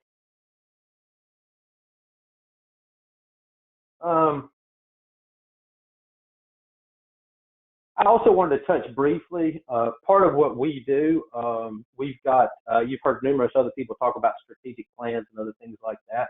We've also found the tool to be very helpful related to our strategic plan, specifically to our internal planning committee. We meet approximately every 6 months, and we kind of discuss how have things been going the last 6 months in our planning committee on the goals that we set for ourselves through that strategic plan as an organization. And we sit down with DSTs and administrative folks, and we try to get, we're in 5 different counties, so we try to get numerous counties and areas of service represented. And we just talk about how have things been going the last 6 months. And we share stories and we talk, but we also share some of the data. And we also look at trends. And we look at if incident reports are increasing in one area but not in another, you know, what's some causes of that? What are some of these variables that we can change? How can we learn internally from the areas of service where we're doing very well, and how can we teach that and take that knowledge that we already have to the other areas? And so it's been very helpful as we move across in that. And I'm very excited. We had already started our strategic plan that we're currently working under prior to using the DDO system. And so I'm very excited over this next year as we're going to start our next 3-year strategic plan, incorporating that data on the front end to help as we go around and ask all of our participants and all of the folks that we serve in the community to participate in giving us knowledge about what do you like about Star Choices, how do you need to move forward, what are unmet needs that perhaps we could address. And I'm very excited to be able to have data to support what we're good at and what we're not so good at right now to help us make better choices in the future as we continue to try to progress and change and move forward to become a better company and to have better outcomes for the people that we support in the future. And I think that's all we have for you. I'm very excited to hear about any questions people have, and you know, I'll turn that back over to Mike here, Jason.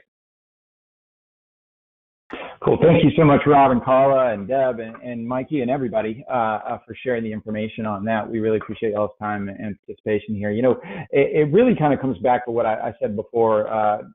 prior to Heather's presentation from Empower, and really a lot of the stuff that we tried to do over the last couple of days with our information sharing here is that I think it's certainly valuable for us to go through some of the mechanical instruction on how to use Therap. We obviously want to make sure you guys know the basics of how to use the tools, but I think it has a lot more impact sometimes to really hear exactly how some of these organizations are actually utilizing this information.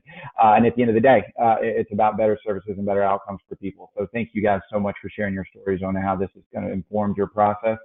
And with, let's see, we got a few minutes left, guys. So if our guest presenters wouldn't mind hanging around for just a few minutes, I want to see if we have any additional questions from our attendees here. And let me pull up my screen real fast here.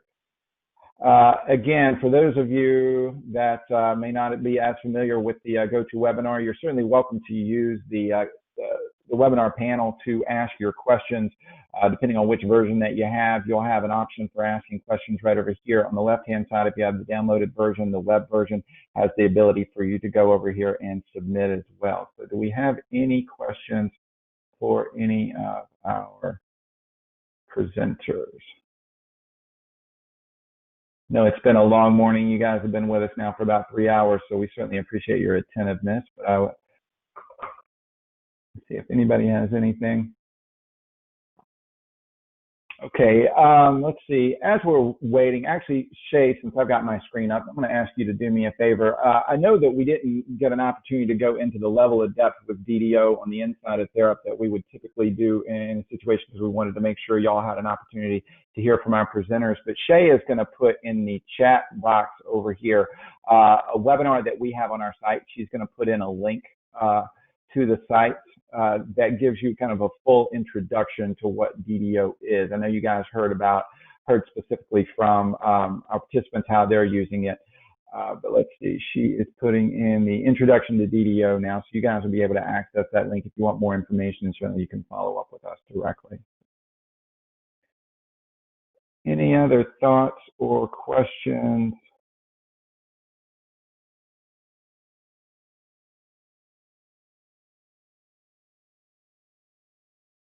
All right. Well, good deal. Well, again, a big thank you from Therap as well as on behalf of all of our attendees to our guest presenters today, Mikey representing IHTD, and then our provider partners with Star and Cross Plains, as well as Heather a little earlier with Empower.